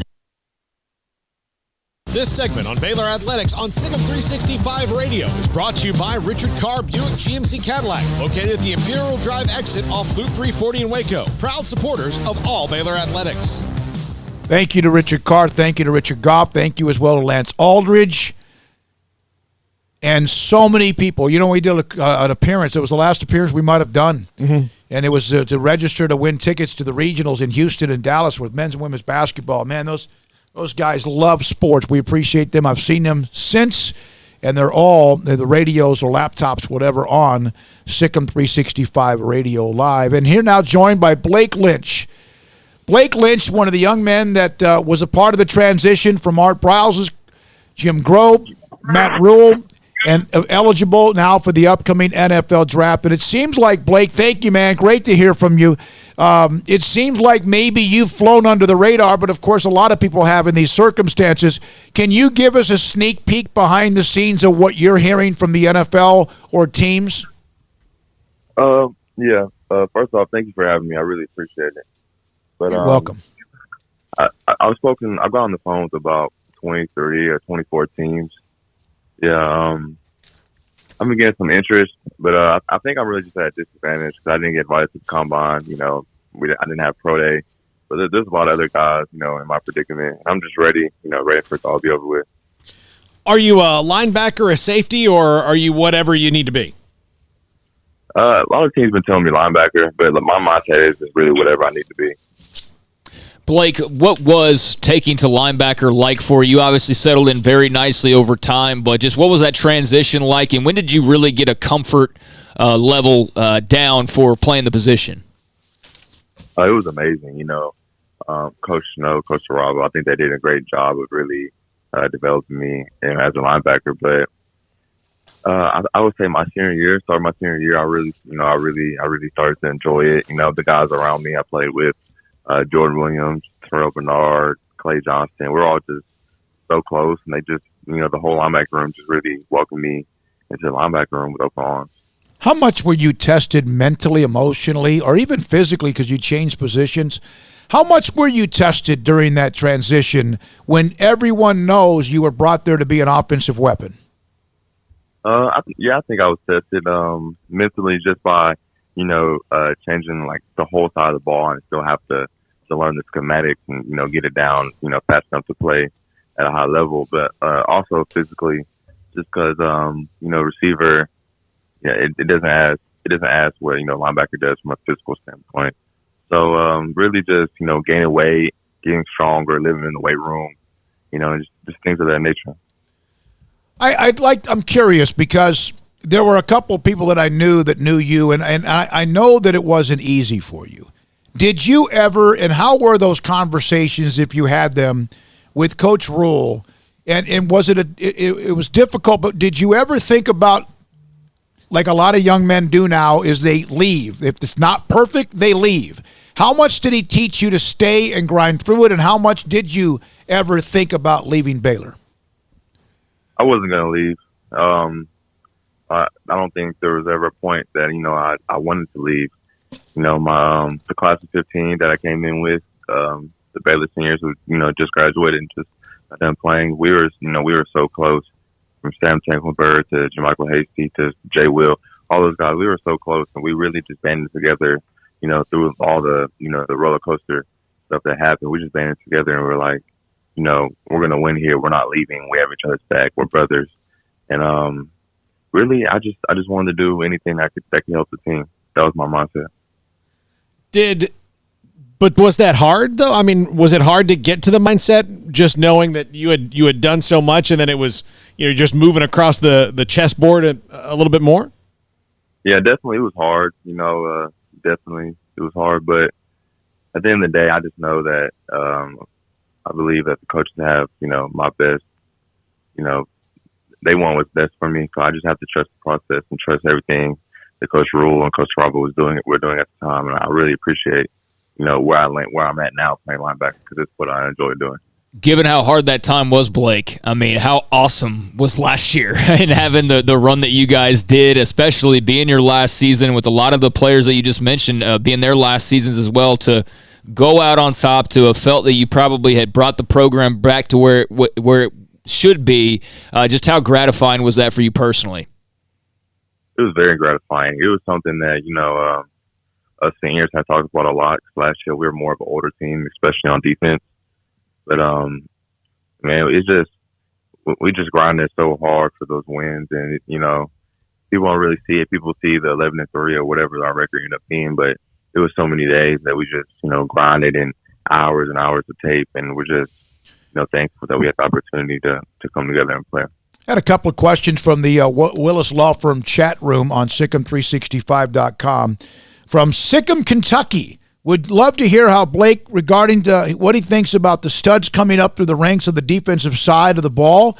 Who are the guys he knows will perform at a high level? We mentioned Terrell Bernard, among a couple of others. Make this year's defense as effective as it was last year. Right. So, man, I love those defensive players. We're all so close. Of course, you got Terrell Bernard playing linebacker. Jalen Petrie, he's a guy who's been injured a little bit, but he's one of my great friends. He's a great player. I think he brings another ability to the field. He's like a second coach on the field. He's very, very intelligent. And then as far as the younger guys, Christian Morgan, who plays safety. Christian, he got hurt a little bit last year, but Christian's been great. He's a great talent. He's super athletic. Kalen Barnes, he's another guy. He's a guy who's like a 10-flat guy in the 100-meter. He's super athletic. And you got guys up front like TD, Gabe, TJ. But they have guys. And now I haven't really talked to them. I don't know. But they just got a transfer guy. So the defense I think is going to be pretty good next year. Blake Lynch, Baylor senior, NFL draft prospect, with us on SicEm365 Radio. Blake, for you, what was the NFL dream like? Was it something that you'd always aspired to be able to do one day? Is it something that's relatively new to you? Was it always something that you thought was a reality? Just how has the NFL dream sort of played out in your life? It really didn't. It really wasn't something I wanted to do until my sophomore year of high school. That's when I really, started getting serious about sports. But man, I've enjoyed the journey. I've enjoyed the journey for sure. From me wanting to go play receiver to me, playing defense. It's just an awesome experience. Blake, what are your thoughts about what's going to happen? Like, if you get into Saturday evening, and there's a chance, and we talked to Clay Johnston because of his injury as well, and we just talked to Shamad Lomax, who's a young man from Copperas, Cove, who plays for New Mexico State, and the chances are he doesn't know if his name will be called. if in fact doesn't happen, isn't that better for you in a way because you get to choose where you want to go? Yes, sir. In many situations, it could be better just because, you know, a lot of people get stuck in schemes that don't really, you know, fit their physical tool set. So, you know, being a free agent, you know, everybody wants to get drafted. That's a dream. But being a free agent isn't always worst case scenario. But because you get to choose where you want to go, you get to see who really, you know, wants you more and where you fit more, and you know what's the depth like at that position for that particular team. How many people do you feel like NFL scouts or personnel people, then they do their digging? They know what you did when you were 5. They do. They know if you had a bloody nose in your 9th grade. They just know these things. But how many people have told you that they've been contacted, or have they told you they've been contacted to know more about you? Definitely my whole high school coaching staff has been contacted. Wow. Like they do their due diligence. They talk to everybody. It's really, you know, especially when you get into the later rounds, you know, like I'm probably going to be a free agent, that your character has a lot to do with it. So they don't want to, you know, make a lot of risk. Blake, for you, did you grow up watching any particular team? Not that, you know, obviously you're going to get pegged into playing anywhere, but did you grow up a fan of a certain team at all? Not really. I always just enjoyed the game, you know, as it is. I never really, you know, had a favorite team, or I had favorite players. You know, Adrian Peterson was my favorite player growing up, just because he's from, you know, Palestine, which is kind of, you know, around where I'm from. But yeah, me too. Being from Tyler, fellow East Texas guy here. What would be, or what would you think of the idea, or have you thought at all about the prospects of perhaps reuniting with Coach Rule and the other assistant coaches on the next level? You know, that'd be, you know, a fantastic situation. You know, Coach Rule, he's a great coach. You know, I hope he does, you know, great in Carolina. I think he will. I love Coach Snow. I've talked to Coach Sarabo and Coach Snow a couple times, you know, throughout this process. They're just checking on me. But if I could work with them again, you know, that'd be a blessing. That would, because they know you. They know everything they can know about. That doesn't mean they're going to pick you. That doesn't mean that you'll get there. But you would think if anyone knows you, it's that staff. Definitely. You know, Coach Sarabo, I feel like he's been huge in my career, my development, just because, you know, he's a coach, and he's taken a guy who's been an offensive guy his whole life. And basically his job is to get this guy ready to play within a matter of a couple months, who's never really played linebacker. I praise him for giving everything he has to me. By the way, Blake Lynch is in Gilmer. You're still in Gilmer, right? Is that right, Blake? You're in Gilmer? Yes, sir. Former Baylor linebacker with us on SicEm365. What did you learn about yourself with your experience at Baylor University? I always knew I was a committed person. You know, I always wanted, if I start something, I always wanted to finish it. You know, through my 5 years at Baylor, it really brought out to me, you know, how much of a person I am to commit to something, because like I could have left. Other guys in my situation at Baylor could have left, but it was just the brotherhood that we all, you know, stuck together, and like we just wanted to win at Baylor. We signed our name to play at Baylor, so we weren't gonna, you know, we weren't gonna transfer. We were gonna leave. We signed up for something. That's what we're gonna do. I love that. Mm-hmm.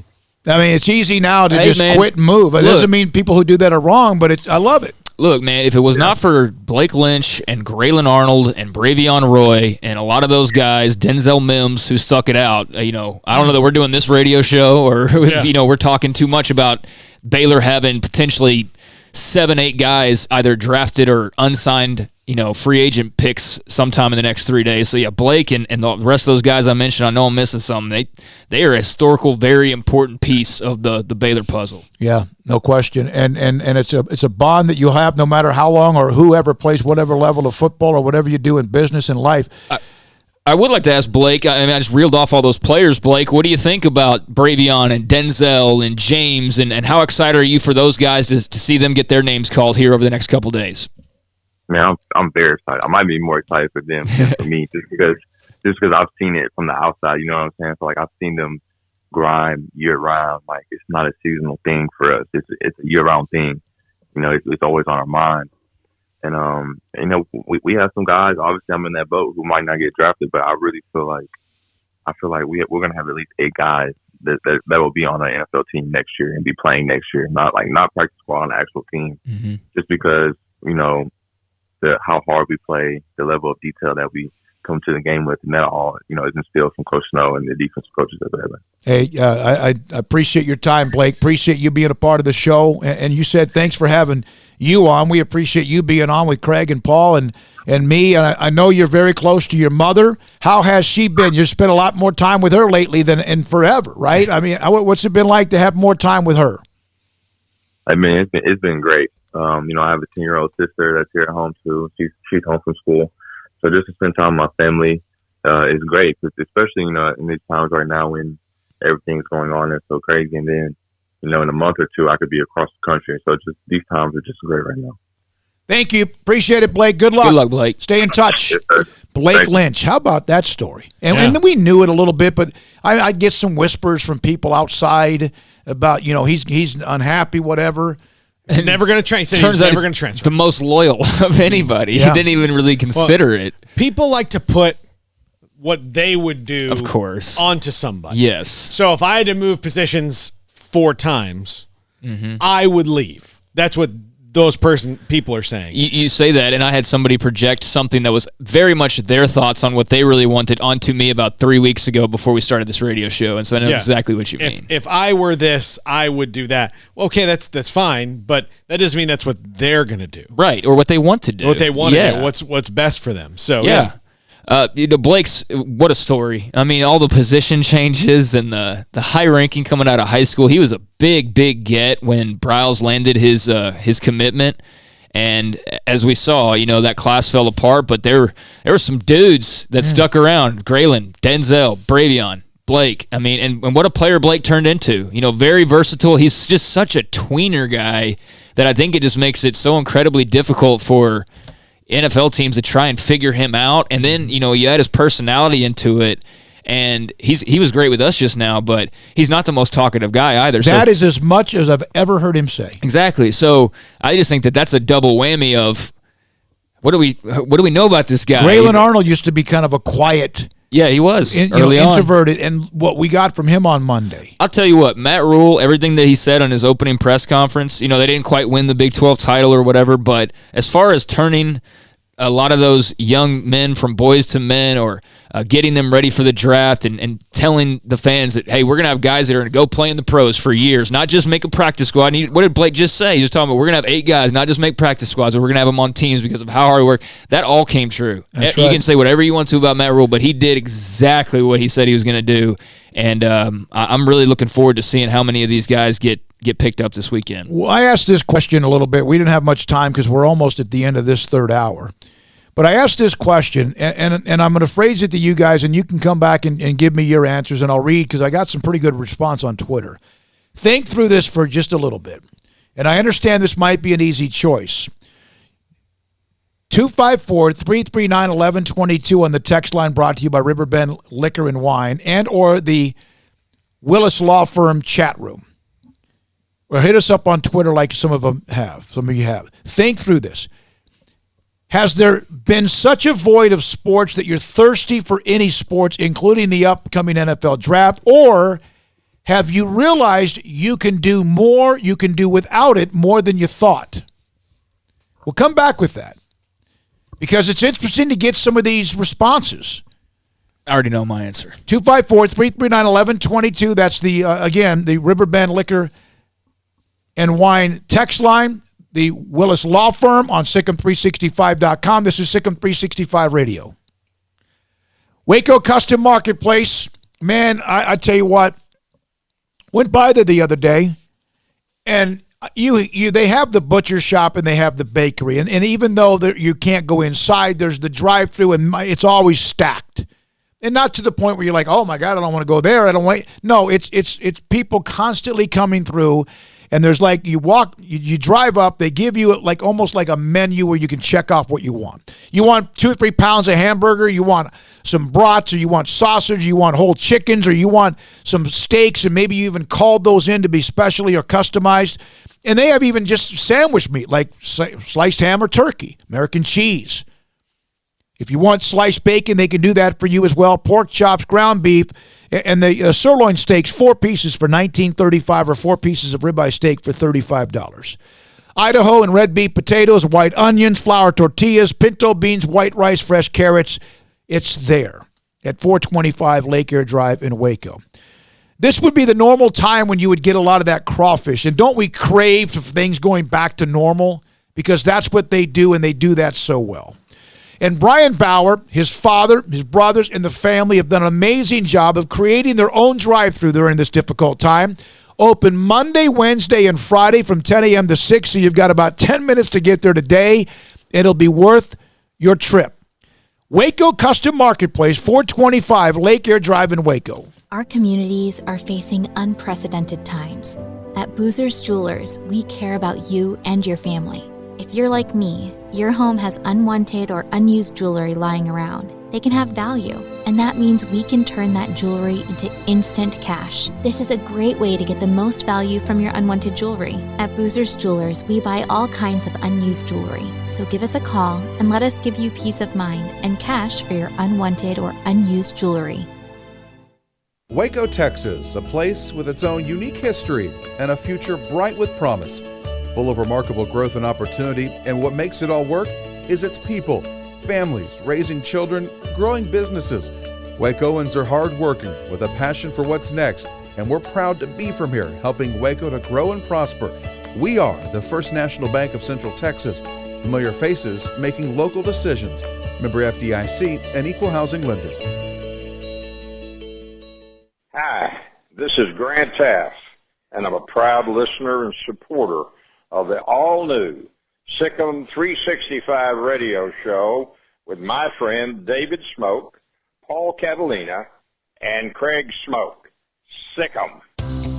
Ideal MRI is a small family business right here in Central Texas. We are open to support our community through this crisis. When you need an MRI, ask your doctor for an Ideal MRI. Visit us at idealmri.com or call us at 833-IDEAL-MRI.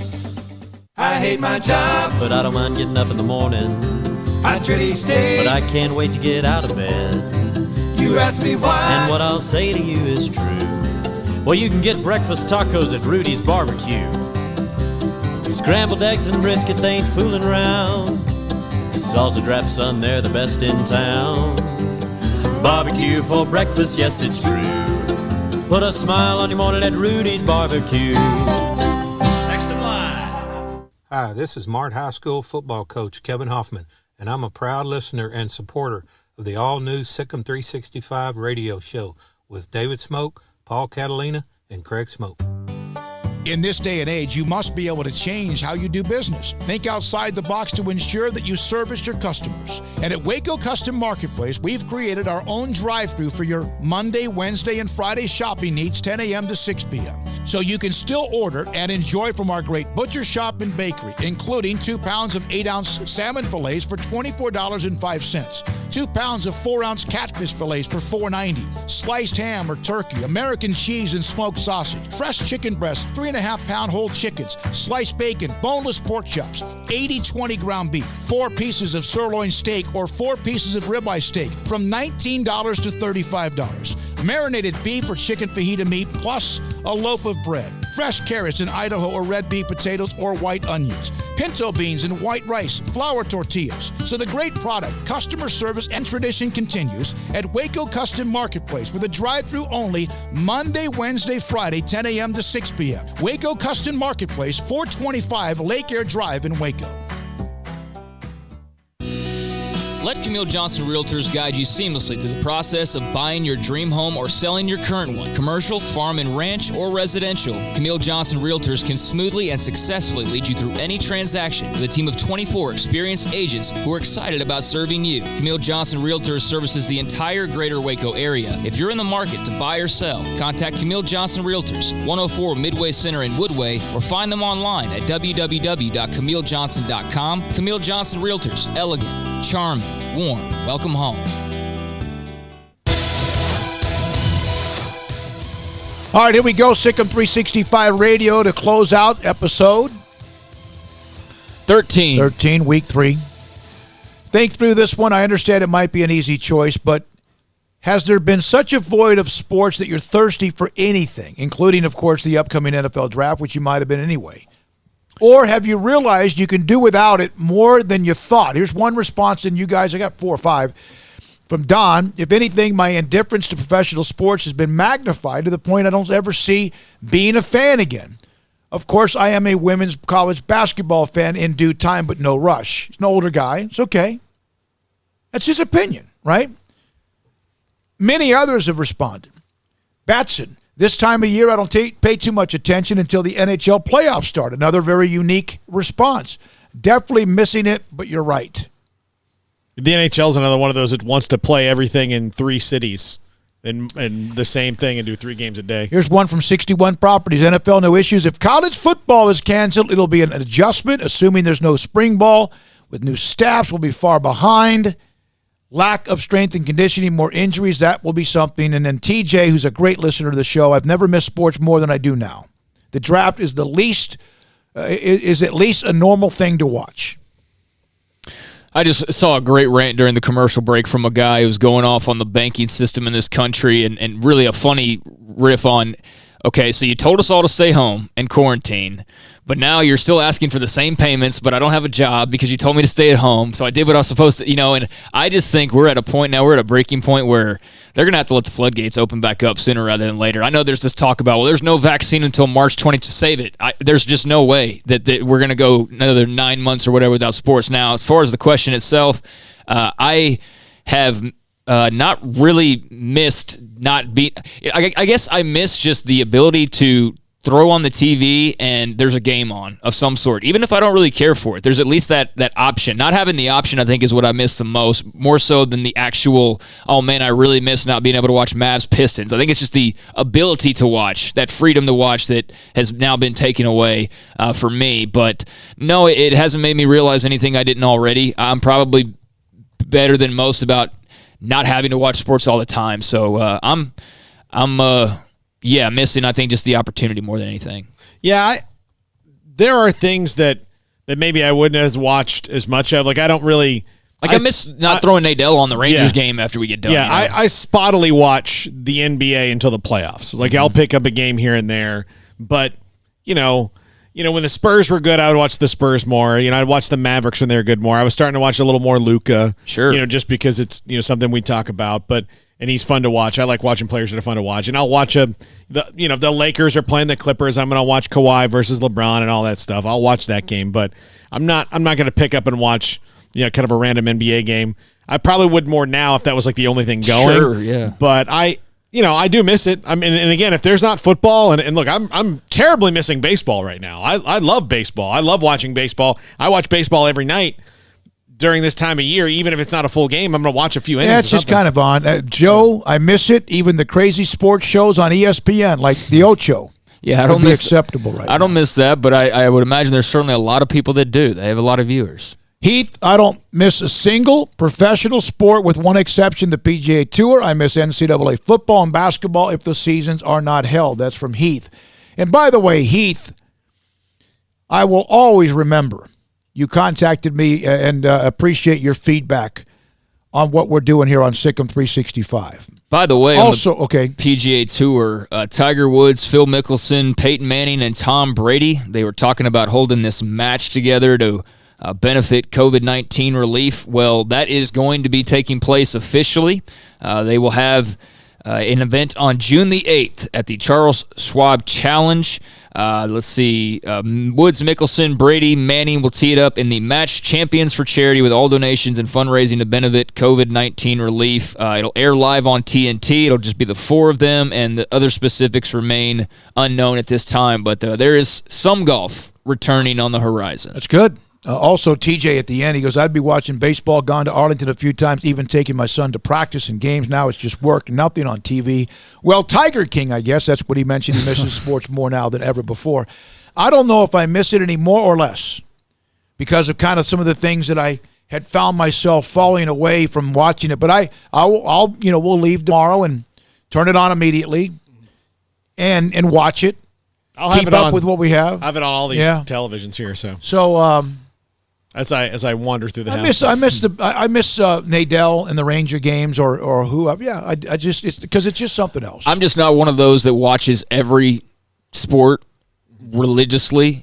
Some people, whether it's because of FanDuel betting or whatever, watch everything, and I've never been wired as one of those guys. But I do miss the Rangers broadcast and the occasional just nice matchup like Yankees Red Sox or something along those lines. For this time of year though, we're still getting the draft, so I don't feel like we're missing out on a ton. Now if you were to ask me this question in the fall, there would be a much different answer. Yeah, I'm very curious. And tomorrow night I'm excited to watch the draft just because ESPN and NFL Network are sharing the broadcast as opposed to each having their own one. And I had started to move away from ESPN's just because I got kind of tired of the personalities that they had on it. They had some good people, but I liked NFL Network's approach a little bit better. Mm-hmm. But now I have to do them both.